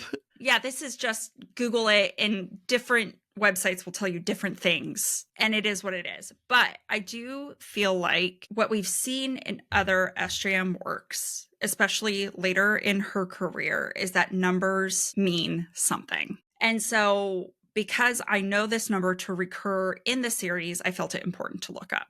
13 can be the sign of a fresh start, of innovation, of transformation. And I feel that to be true for Celaena in this novel. Yeah. I mean, and 13 is often associated with unlucky, right? Friday the 13th. I really feel like Taylor Swift has reclaimed the concept of 13. I don't see it as often like that, as being associated with unlucky. I think that when you look around you, you'd be surprised how much people incorporate the fear of 13. A lot of buildings that have over 13 floors won't have a 13 floor option. They just skip over that. And pay attention. You'll be surprised with how much the number 13 is lacking throughout. So I think this was a good example of SJM saying, well, what's a very uncomfortable number? Yep. 13 for just because. That is not true in Asian cultures. Asian cultures, it's the number 4 because it sounds like the word for death. So in Asian buildings, in Asian countries, they skip the 4th floor. When I didn't know that for the longest time until you explained it to me, because when I lived in the UK, one of the years I lived there, I was with another student who was I think she was also from China. And I say also because Amy grew up in China, in case we have new listeners. And I used to, you know me, I love eggs, scrambled eggs, poached eggs, sunny side up eggs. And I always do 4. And it freaked her out all the time. I mean, the first time she noticed it, she just walked out of the room and just like always made comments about, you always do 4 eggs. And I thought for the longest time, I thought she was judging me. And I was like, 2 eggs isn't enough. And 3 is sure, but I want to be full for the day. Let me have 4 eggs. And then you explained it to me. And I thought, oh, okay. I see why she was concerned for me. You were inviting death No, don't into you? your Don't. life. I was not. No, I was not. That was her perception. That is not the truth. No. I still cook with 4 eggs. So after meeting with his father, Dorian says that he wants to talk to Celaena. Quote, Dorian said with a roguish wink, remembering how he smiled at the court lady the other day, she kept her gaze ahead. Dorian use of his charm, now directed at her, puts Celaena off. But what puts her off more is the fact that he used that on another woman. And is there jealousy? Is this her realizing that this is just part of his weapons and he's trying to direct it at her? Yes. He's dipping into her toolbox at this point. And I'm really going to drill in the fact that Celaena and Dorian are mirrors of one another. Quote, Celaena was unable to keep a hint of a smile from her lips. Both she and the prince had grown up under strict, unforgiving fathers. Well, father figure in her case. Arobynn had never replaced the father she'd lost, nor had he ever tried to. But at least Arobynn had an excuse for being equal parts tyrannical and doting. They're very similar. At this point, Celaena doesn't know that the king smacks his son around like that. But what she does perceive is the fact that the king is very harsh, very strict, and Dorian is not like that at all. And like I said, they're going to continue to confuse that shared experience, the mirroring of one another, as intimacy, and the fact that they're both good looking people, but I can understand, because that is how intimacy is made, right? The intimacy is made from relating to someone else and saying, wow, we're really similar. But what happens when two hot people are like that? Chemistry inevitably happens. It's true. So, as Jac said, Dorian is using Celaena's own tools against her, and she doesn't know how to feel about that. She has a hard time figuring Dorian out. Earlier, when they were in the presence of the king, she was shocked at, quote, his impertinence in interrupting his father. Dorian doesn't act like he fears the king as much as Celaena does, and that is odd to her because the king is terrifying and he's an asshole. In this moment, Dorian is flirting with and charming toward Celaena, and that's the complete opposite of the king himself and the way he acts. And so Celaena wonders, quote, why had the king of Adarlan let his son become anything but an identical copy of himself? It's an interesting question because the same can be asked of Celaena and Arobynn as well. Now, we don't know that as first-time readers, but it is a very good question when we see someone like Hollin, Dorian's younger brother, who is very much like his father. Yeah, I will never understand Hollin. Why make him 10? Dorian at this point gives Celaena her new backstory. Quote, to everyone in the castle, Dorian said, your name will be Lilian Gordania. There's something about Dorian being able to control the perception of her here. He's having people assume all these things about her, that she's a jewel thief and that she came from a noble background. And she's, her entire life is changed, or the perception of her life is changed. Mm-hmm. And we're having another moment where knowledge is power. And we're getting that perception as power here. And Dorian has all of the control to that when it comes to Celaena. Yeah, and she's not pleased with it. I think she doesn't like the backstory or the jewel thief detail because in some ways it's getting a little bit close to her truths. Yeah. Of, being a royal, of now she wasn't a jewel thief, but she was an assassin. Yeah. And it's unsavory, but also almost too revealing. When Dorian tries to pester Celaena for compliments of like, didn't I do a good job coming up with a new story for you? Yeah. She is very deadpan. It's very fine indeed, she said dully, if it pleases you. Like, she is just not letting him get his way. Yeah. And it goes back to Jac's point. She just doesn't want to let Dorian charm her. I also kind of take it as her being insulted by the fact of just a mere jewel thief. Ew. Yeah. I toppled empires, Yeah. Kind of a vibe. Dorian makes a joke about the competition and it throws Celaena off. Quote, the prince's smile grew. I bet they won't expect to be trounced by a beautiful lady. This was all a game to him, wasn't it? There's not much to analyze in this moment other than to say that Dorian at this point in the book, this early on in the whole series, is so mentally different than where he grows into. And I think it's just important to point out these super shallow, vapid, inconsiderate, spoiled royal moments, because that's not who he's going to end up being. I can see what you're saying. I also feel like, though, Dorian's not wrong here. Selena has lost sight of what it means to be disguised as a beautiful lady, whereas Dorian sees it for what it is. She is a wolf in sheep's clothing. And it's not a game. My interpretation of this is Dorian's trying to raise Selena's spirits. Like, he has so much faith in her and the success of the manipulation that's just taken place. But because she's so focused on the encounter with the king, because she's so focused on the things Philippa has been trying to ingrain in her, she doubts herself instead of sees the success of what's just occurred. Absolutely. Absolutely. We see the woman in red again, except now she's in white. And now we're seeing that it's Caltaine, right? And she makes this appearance. I think Selena is horrible to her, as well as Dorian. Caltaine is a product of her environment, and they're so mean to her without considering anything about her. I personally think that this is done on purpose. I think that we, the reader, yes, I think sometimes the reader kind of goes along with it and we laugh along too. I think that it's used very well to set up Caltaine in a way that we might judge her too, even though she's done literally nothing wrong. But I also feel like we're kind of meant to start here of they're mean to her because of how much Caltaine goes through. And I hope they feel like shit later. I just want to ask, would it have been different? All of this would have been different if they were just nicer to her. Yeah, the story of Caltaine is extremely tragic.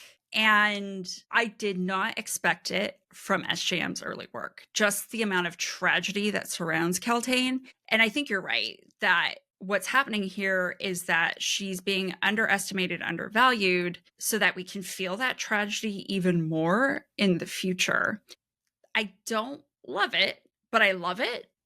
I don't know how to describe it because I think SJM does a really good job as the story progresses, but it is really unfortunate the way she gets treated just by being female. Yeah, because that's what it is.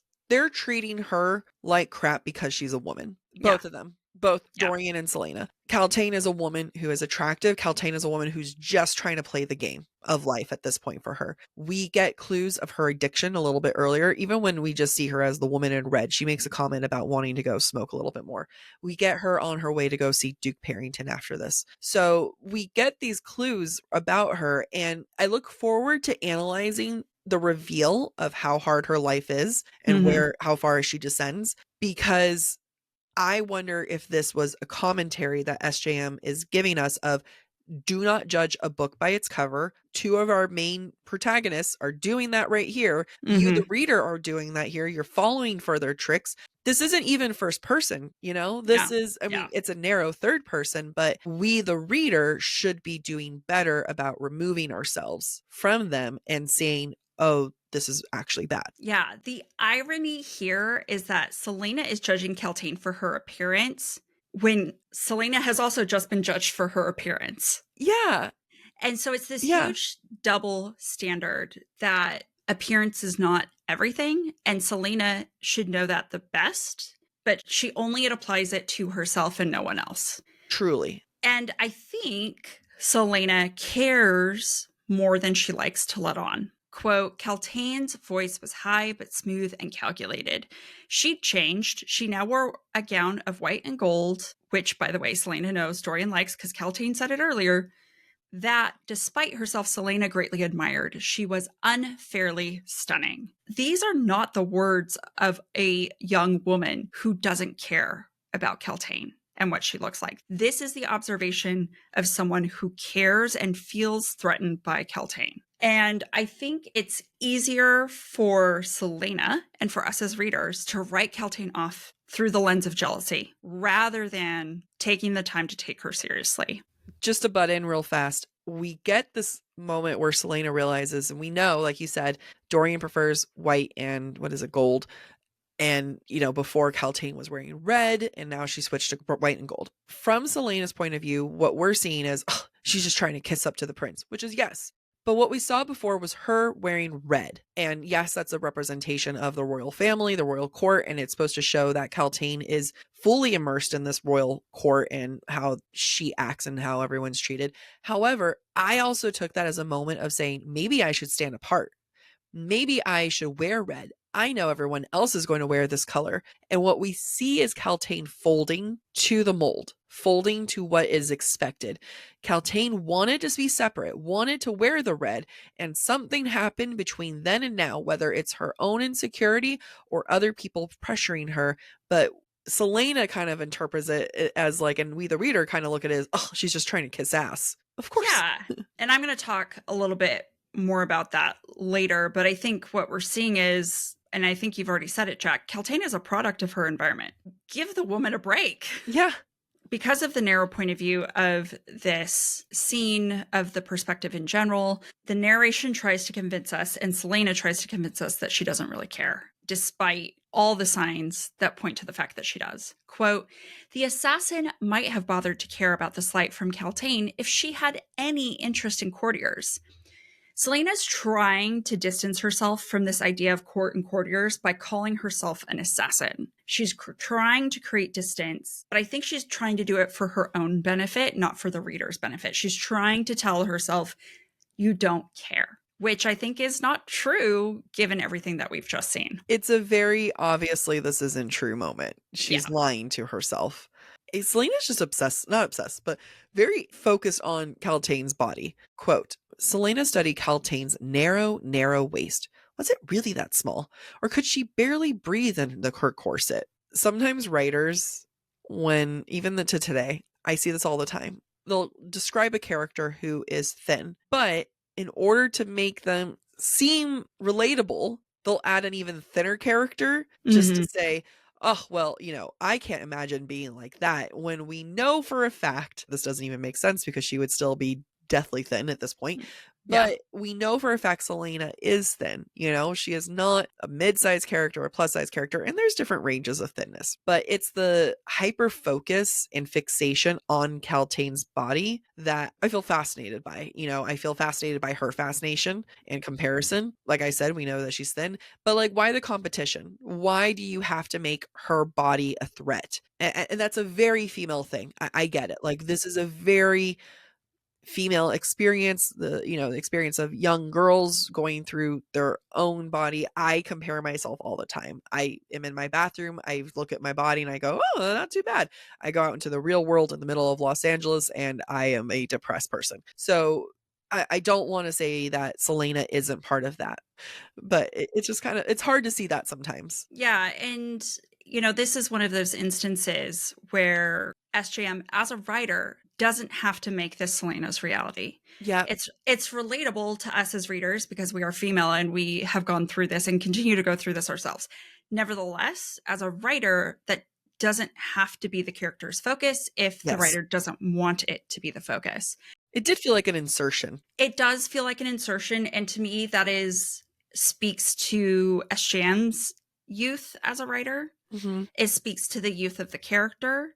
And I think as an author, early in her career author, I choose to believe SJM has not found other ways to express Celaena's feelings of being defensive without hyper-focusing on Caltaine's body. If Celaena has just been very, very vulnerable, she naturally is going to lash out in order to feel some sort of control and power. Unfortunately, she chooses to do it by focusing on Caltaine's body, which she could have chose to focus on it different ways. She could have been like, if it had to be about Caltaine's body, it could be about her lack of muscle. It could be how she probably couldn't even carry a weapon, right? Yep, exactly. It could be about things that make sense for an assassin. I mean, why isn't she hyper-focused on the fact that Caltaine's body probably doesn't have scars? The fact that she doesn't have lashings on her back. Those are real things that is in Celaena's truth and reality, and I think would make sense to her character. We already know she's self-conscious about the scars. We already know that they're hard for her to, I don't want to say self-conscious, but there's something that she has to deal with, right? Compare that Well said, Amy. Continuing on in the scene, quote, Dorian answered, I supposed, he drawled, turning those brilliant blue eyes on Selena. Oh, and for more context here, Caltaine is saying, oh, so, will Selena and Kale be sad when Selena goes? And will you be sad? Or like, just something about Selena. And, Dorian's one who inserted Kale being the one to be sad to see her leave.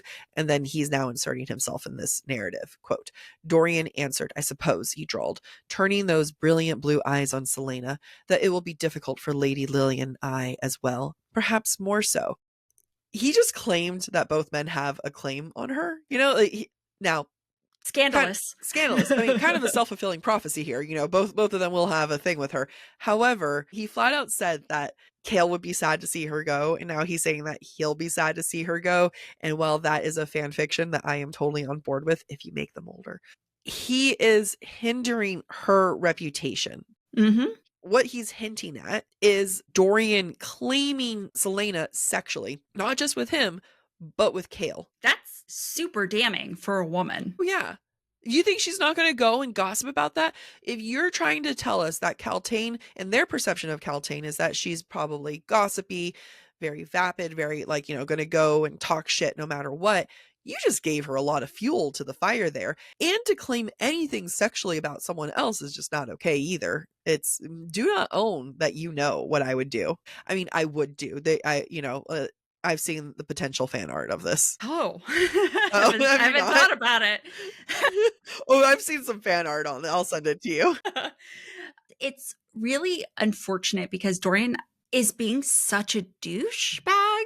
Yeah. And I don't know that Selena gets mad enough about it. I don't think she gets mad at all. I think she runs with it. She plays this moment up and she feels gratified and almost like, yes, he's showing attention to me. We know that she gets amped up with compliments, and now she's fallen victim to this idea of men want me sexually. 2 men want me sexually. Compliments. Well, and also, to what extent is Dorian implying we've both had her sexually already? Selena, the real Selena in my heart, would smack Dorian across the face for that implication because it tarnishes her reputation as a lady, quote unquote, and puts her in a really bad position in this competition among the court. Like, this is a huge blow to her reputation. Yeah. And no one is taking it seriously. That just continues to speak to how young SJM was when she wrote this, in my mind. Absolutely. And the Selena, the Aelin that I have in my heart, would have the attitude of, do not assume you have access to my body. Yep. Do not assume that I would allow you to touch me, let alone be inside me. You do not get to live in a reality where you assume that. Yeah. And it's hard because that is not what we're seeing here. And maybe that's something that she grows into. Maybe this is something that we're seeing Selena actually starting off in a much more vulnerable, insecure state. And it is something that we will see her build into her confidence. And, maybe I'll run with that, the Aelin is not who we see right now. She is not Aelin. That could definitely be very true. Again, she is just trying to survive. She's just happy to be here because fuck the mines of Endovier. I could see it a bunch of different ways, because there is part of me that is like the SJM who wrote Kingdom of Ash and House of Earth and Blood. Yeah. Would not allow this to fly. I would love her to rewrite this book.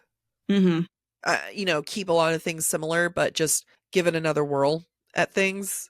I think she would do wonders with it. I do feel like what makes, I think, this book tough for some readers who've read ACOTAR or Crescent City prior to coming to Throne of Glass. Which was me. Like, I read... Which was me too. I read the first ACOTAR. I got into this whole world right after book 1 of ACOTAR. And then I went and read Throne of Glass. Yeah, I barely read the Throne of Glass series a year ago. Yeah. And that was after reading all of ACOTAR and all of Crescent City. Yep. So to me, this is why it's hard. This is why it's hard. And it feels like a young author projecting their femininity into the character. Yeah. And also remember the time. This was published in 2012. And she wrote this before that. It was published in 2012. She was 26. She started when she was 16. So that is 2002. She was our age. She was a couple of years older than us. But like, think about the time. And I know I've looked at our demographic and we have a younger audience, and I don't want to dismiss what they've experienced, but to be a young woman during this time, women were pitted against each other. Christina Aguilera, Britney Spears, Jessica Simpson, like all these women were constantly pitted against each other. It was an absolute show of who can wear the lowest low-rise jean. And, people wearing low-rise jeans is a joke today because your vagina isn't showing. That's not even a joke. Like, women had to get waxes in order to wear some of the jeans back in the day. When I read this book, I read this as a book as a woman who grew up in that time, and publish it with we're moving out of that time, but it's a transition book. It's a transition book between what is then and eventually becomes now. Not that now is perfect, not that now is a fantastic place to be, but it was a really screwed up time for women. Yeah, and this is the stuff we cared about. Like, we identify with it because we lived it. Yes. And, if I ever had a daughter, I would hope that she would not have to have this similar experience. Agreed. But this is how society made us. Yeah. And this is where it's like, I would coach the youth of today, the next generation of young women, of saying, hey, society has trained you, even in today's world, to view women as competition in this route. It is up to us to deprogram that before it fully programs. Yeah. All right. So going back into this, to continue this theme of frustration and ownership and women and this whole scene. Anyway, now we're talking about Celaena's dress at this point. And quote, I had it made for her, Dorian said, casually picking at his nails. The assassin and the prince glanced at each other, their blue eyes reflecting the same intent. At least they had one common enemy. It's the ownership. So first I'm going to talk about the ownership, right? Dorian owns Celaena because he's literally getting clothes made for her, which, yes, like, there's a romantic element. I had it made for her. I get that, but it's a reminder that Celaena is at his mercy. And then once you remember that, it's less romantic and more of a reminder of the power dynamic. Now, I ask here, why the fuck is Keltane the enemy for both of them? At least we have a common enemy. This is the perception that we've been talking about. It's how Celaena worries that she's going to be received. It's how Dorian worries that he's going to be perceived. Like, he doesn't want to be viewed with Keltane. He doesn't, but they're also perceiving Keltane in a different way. And if you look at it, there's actually nothing threatening about her. No, there isn't. And I love that in this moment. I think whether by accident or intention, we have to pay attention when the character's title or status is used over the character's name. The assassin and the prince glanced at each other. It's not Celaena. It's not Dorian. It is the assassin and the prince have decided this random young woman is an enemy. They're so powerful. They don't need to make an enemy out of a girl. There's no reason for this. It feels like a forced connection. Yeah. Just like the letter writing. Yeah. It's a device for the author to build intimacy between these two characters. And what better way to build intimacy than to diminish another woman? Yep. Apparently. Yep. So I want to think about why Dorian and Celaena despise Keltane, because yes, Keltane really hasn't given them a reason to dislike her. So as I thought about this, I wanted to think about what Keltane means symbolically to Dorian and Celaena, because I think that's the only way we can get to what SJM is trying to accomplish. From Dorian's point of view, Keltane is doing the things society has told her to do. Look good, find a successful man to marry, give him babies. That is her only purpose in life, and that is what she's trying to do. She just happens to have focused on Dorian because she's a courtier. Now, if Dorian listened to his father, who he despises, Keltane would be a good option. Why not rebel against his father by rejecting Keltane? Dorian doesn't want to be a breeding mare. Keltane is perfect for him to achieve the breeding mare status. So this is really, in my point of view, out of spite against his father. Let's turn to Celaena's point of view. Keltane represents the easy life Celaena could have had. and maybe should have had if the King of Adarlan had not killed the royal family of Terrazin. Kaltain is everything Celaena would have been. Kaltain also uses clothing as a tool of seduction, the feminine, instead of as a tool of power, the masculine. She is fulfilling what Philippa expects instead of what Aelin is accustomed to. And so Aelin, being challenged by Philippa all the time, looks on Kaltain with jealousy because Kaltain is a successful example. And that, to me, is why it's so easy for these two characters to dislike Kaltain, because Kaltain represents what others want from them. I love that. I love that so much. Good job. Thank Chef's you. kiss to you. Mwah, Mwah. mwah. Mwah. So as Dorian leaves the situation, he charms Celaena, quote, "She watched with raised eyebrows as he lifted her hands to his lips. His mouth was soft and smooth upon her skin. The kiss sent a red-hot line of fire up through her arm that singed her cheeks. She fought against the urge to step back or snack him. Until our next meeting, Lady Lillian," he said with a charming smile. She would have highly enjoyed seeing Kaltain's face. This is all performative. This is for Kaltain's sake. Like, poor girl. Poor girl. Not only, though, in this moment is Dorian making it more difficult for Celaena, he's using attraction as a way to manipulate not just Kaltain, but Celaena too. Even though this is performative for Kaltain, this is also performative for Celaena. He is not without charm. He wants to charm everyone here. And Celaena, at this point, is yet to fall for his charm completely. And Celaena is on board with this. It's why they are both going to be attracted to each other. They are similar. They are mirrors. They both want to treat people, Kaltain, like shit. Yeah, and if Dorian hadn't done it first, Celaena probably would have. Oh, she would have been giving him a kiss on the cheek or slap his ass as he walked away. I don't know, something. Slapped his ass. He just slapped his ass, say, "Thanks, sugar," and then walk away. Speaking to this idea of Dorian and Celaena being mirrors of each other, there was an earlier statement made by Dorian about Chaol and Celaena that I think is relevant here. Dorian makes a joke that Chaol and Celaena are acting so similar and therefore are like siblings. Quote, "From the way you two are blatantly ignoring me, I'd say she could pass for your sister. Though you don't really look like each other, it would be hard to pass off someone so pretty as your sister."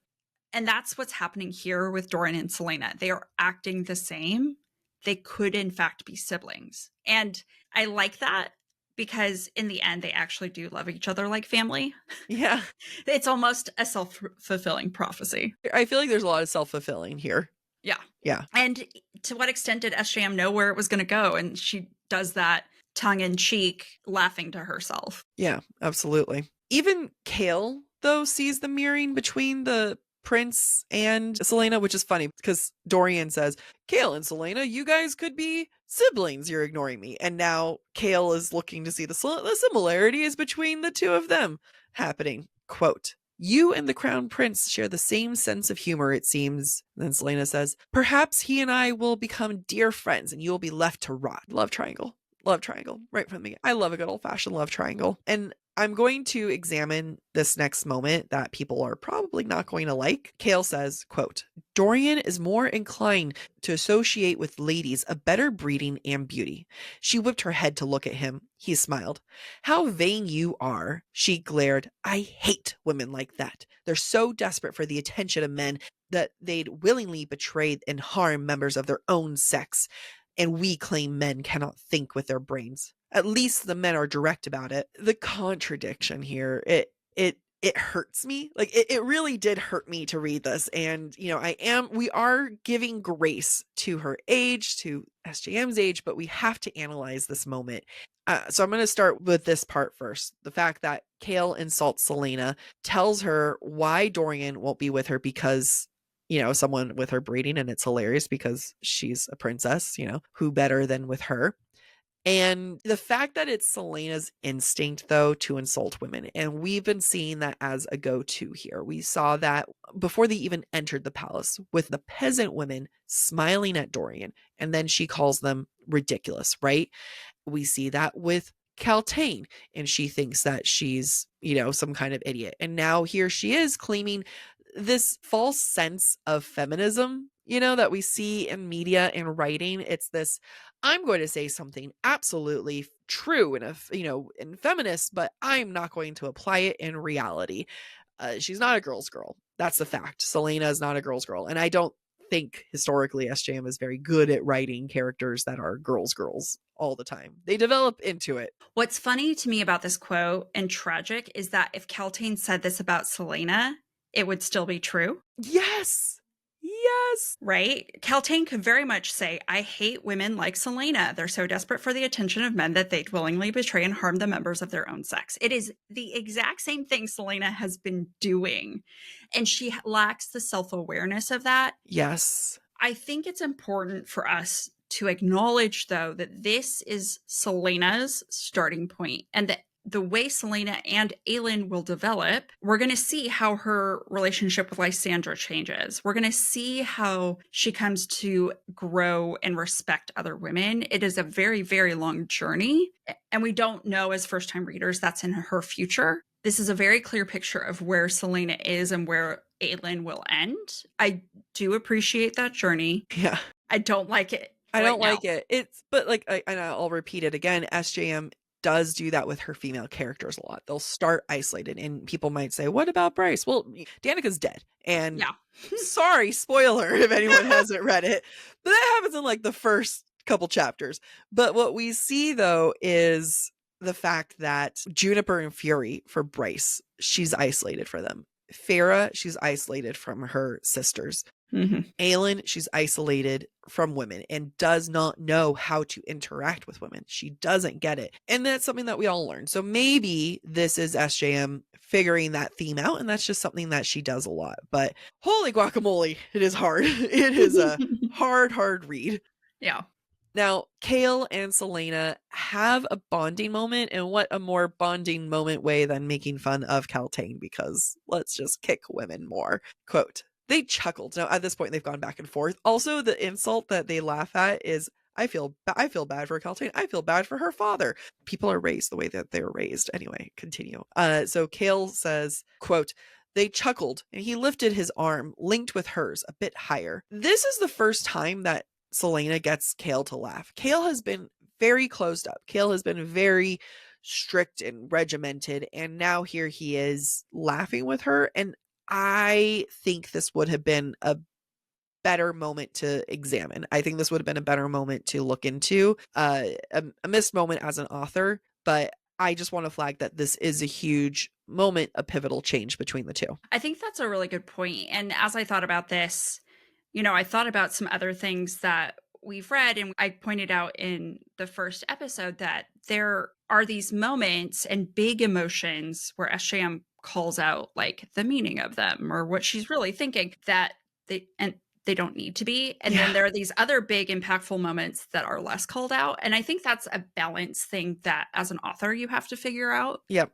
I also think that we see the significance of big moments through Celaena's reactions and not the moments themselves, because Celaena is the center of her own universe. Aren't we all? Yes. And so for this interaction between Chaol and Celaena and this kind of change in Chaol, Celaena doesn't think about it in the moment, but after the fact, quote, though she rolled her eyes and slammed the door, Celaena found herself humming throughout her meal. And that in and of itself shows to us that Celaena's pleased. Someone who is humming to themselves, unless it's a sad song and you're Jac, they don't feel burdened by guilt. Yeah. Like, she's just had a really successful moment, whether that's the interaction with Dorian or Chaol or just putting down Keltane in general. Such an interesting, we only talked about 4 chapters. For 3 hours. We're not done. Let's get into some breadcrumbs. So, breadcrumbs and broomsticks, starting with the breadcrumbs in chapter 7. When looking at her rooms, Celaena thinks, quote, something about the dimensions seemed a little off, something about the height of the walls, but she couldn't be sure. That's because she's going to find passages connected to her rooms later. In chapter 8, we have word marks. Quote, she pointed at the marks engraved on the slate, and it was a circle with a vertical line through the middle that extended beyond the circumference. Both ends of the line were hooked, one directing towards the other. what is this mark on the path here? SJM is getting her groundwork done. We are getting word marks. This will haunt us for books and series to come. Yep. Still in chapter 8, Cale tells Selena about the clock tower in the palace courtyard and that, quote, the king had it built around Dorian's birth. That's around the same time the king was possessed by a Valg prince. Which is why it was funny earlier when Cale said he's just a man. No, he's not. Yeah. In chapter 8, Cale asks Selena, quote, did you ever visit the great library of Orinth? They say it was twice the size of this, and that it used to hold all the knowledge of the world. From the way Cale said used to, with a tinge of sadness, she assumed much had been lost, though part of her savored the hope that the master scholars had smuggled many of the priceless books to safety, and that those stuffy old men had had the good sense to start hiding 2,000 years worth of ideas and learnings. I mean, are we... In hindsight, she is shoving down the fact that she is a princess, but it also sounds like Parthos Library in the Crescent City, and like that, intentionally destroyed by Valg or and the Asteri. Not that the Asteri are Valg. We don't know. We don't know. But yeah, I was just like, this seems to be a theme. Yeah. Still in chapter 8, Selena tells Cale about her experience in the Great Library of Orinth. Quote, I went to the library when I was very young, though they wouldn't let me explore. The master scholars were too afraid I'd ruin some valuable manuscript. Probably one of the biggest clues about her powers. Still in chapter 8, quote, I need my pipe, the woman murmured, rubbing her temples. I feel a headache coming on. As we mentioned earlier, this is Caltaine, and we will find out that this is a drug that Duke Parrington is using that will allow him to manipulate her in the future. In chapter 9, Selena, when she meets the king in person and recalls her trial, quote, she had glanced at the king only once. It was enough to make her reckless to wish for any punishment that would take her far from him, even a quick death. Now that could be because of his Valg possession, or it could be because he murdered her family. Something. Isn't there a moment where he says he recognized her? I think so. I think now that you say that, her fear was being recognized by him. And he did recognize her. Yeah. I think so, yeah. This is why people should follow us on Instagram to tell us these things. Finally, in chapter 10, the first time Selena meets the king in person since her arrival to the palace. Quote, Selena's eyes only dared to venture as far as his chest, because she's afraid that if he sees her remarkable eyes, he'll know her true identity. And the answer is yes. He does. Let's get into some broomsticks now. So we have some listener thoughts. Just casual listener thoughts. From H. Wonderly, my main thought is just how impressive this one is for a first book. Now, that's not something we usually hear, but I can see already 2 episodes in how much work SJM is doing for setup. I agree. I don't want anyone to listen to us and be confused by the fact that, wow, they're talking a lot. They're ripping some things apart. This must be a bad book. On the contrary, one of the things that we learned in college was the fact that if you can analyze a text thoroughly with 2 or more lenses, that is a well-written text. Yeah. So the fact that we are able to several times in this episode take one scene, look at it in 2 different ways, even if it sounds like we're ripping something apart, we're not. This is actually an example of something that's well written, because there's a lot to work with here. Yeah, keep in mind, we're covering roughly 40 pages of text. Yeah. And we're more than 3 hours into our recording. That blows my mind how much we're able to talk about these pages that I would expect, as her debut novel, would have barely anything to discuss. I would expect it to be heavily plot driven, with no foreshadowing, with very little nuance. And yet we're finding so much nuance. It's hard not to compare this to the other works that we've read. I'm actually really happy that we're analyzing this after we've done ACOTAR and Crescent City, although we haven't finished either series. Well, it's fine. If you want to know, go listen. But, we just came out of analyzing House of Sky and Breath and Earth and Blood, right? And you and I agree, this, especially Earth and Blood, was some of her most technically advanced writing. Sometimes I felt like we didn't have that much to analyze because of how advanced her writing is, versus right now the writing is very simplistic when you compare the two, and there is a lot more to bite onto here, because I think she's leaning more towards symbolism, leaning more, again, sometimes more obvious symbolism, which is not a bad thing, but I can tell that she's leaning there, which is also funny because then I can look at ACOTAR and see how it's kind of like the cross between the two. Yeah, this very much already feels like our first season when we discussed A Court of Thorns and Roses. People really underestimate and undervalue that book. Yeah. And we did too. Yep. Until we analyzed it and we saw the richness of it. And I feel that richness here again in Throne of Glass because of her style of writing in these early books. And then I want to also look at just one of those fun comments from Isabel_Nukem. They say Team Kale or Dorian. And at this point, Dorian. Kale.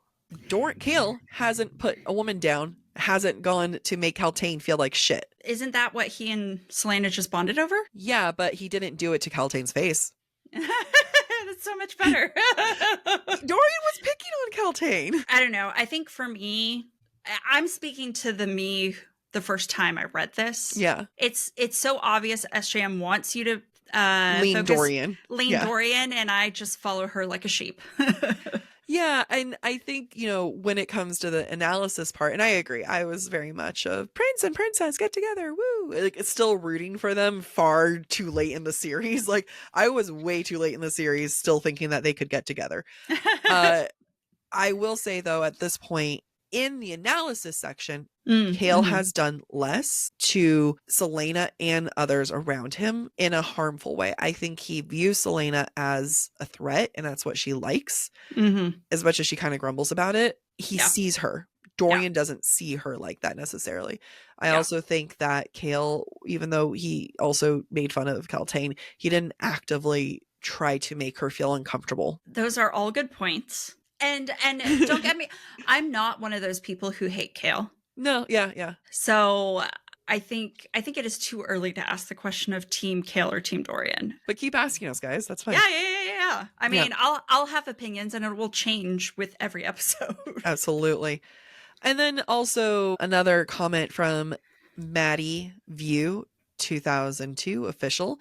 They say, I have a feeling that Kane will be either their friend or the worst nightmare. Can't decide. I feel like they're currently reading the series, so I am nervous for them. I am too, Maddie. All right, you're on a journey. Maddie, finish reading the 3 books before you get to this. Well, I hope she never even gets to this where we tell her to keep reading. I hope she isn't listening. No, I hope, listen, Maddie. Well, because in my version, she's finished the 3 books and is listening. Yeah. That's fair. Yeah.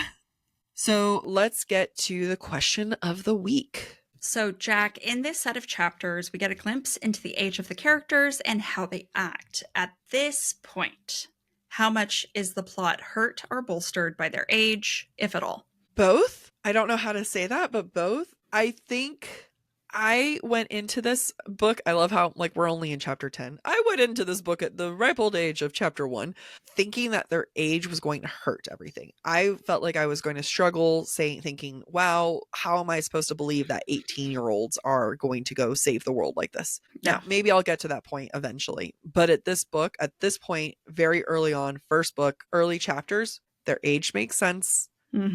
It's adding to it. It's making me believe the stupid choices at this point. Yeah, I think their actions speak to their current ages. If Selena was 27 and acting this way, I would not read this book. Yep, absolutely. So for them to be, 18 and 20, 22, it's kind of the age. Yeah, I mean, I'd believe it. Their frontal lobes are not done. Right. And they don't understand yet how their actions impact others. Yep. And I think that's believable for this age group. And the way that it helps the plot is the way that they're going to see how their actions impact others. Yeah. And so maybe not the plot of this book, but the series. Yeah. Yeah. All right. That's a quick answer, quick everything, but I feel like we've talked a lot. So well, yeah, I feel like we had a lot to say about their age as we went. yeah. So if you felt like that was a short answer, I recommend you hit play again, because this is a lot. We're at 3.5 hours. Let's wrap this up. All right. Let's wrap this up. Thank you for listening to this week's episode of Book Talk for Book Talk with Jac and Amy. Next week, we'll be exploring chapters 11 through 15 of Throne of Glass. We encourage you to rate and subscribe to our show on your preferred podcast listening platform. We would also love to hear your thoughts based on today's conversation. You can submit your comments to our forum at booktalkforbooktalk.com for a chance to have your feedback discussed during a future mini episode or on a Patreon exclusive episode. If you're enjoying the podcast, please visit our website, booktalkforbooktalk.com, to view our latest merch and learn about supporting the show through Patreon or Venmo. However, the best way to support the show is by following us on TikTok, Instagram, or YouTube at the handle Book Talk for Book Talk, and to post, like, share, spread the word. That is honestly the best way that you can help us out. Bye.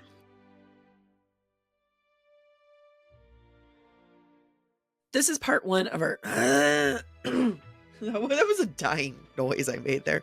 Well, we'll chat... Blah, blah, blah, blah, blah, blah, blah. Did you see the Instagram reel I sent you this last night? No. Look at it real fast. Okay. It's an example of someone saying, this is what Dorian looks like, and I could not agree more. I know we say a stupid good-looking guy with black hair and blue eyes, but... Yep.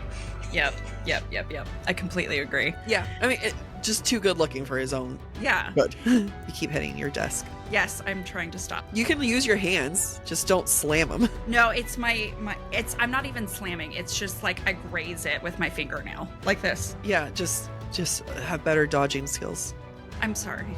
I have no hand-eye coordination.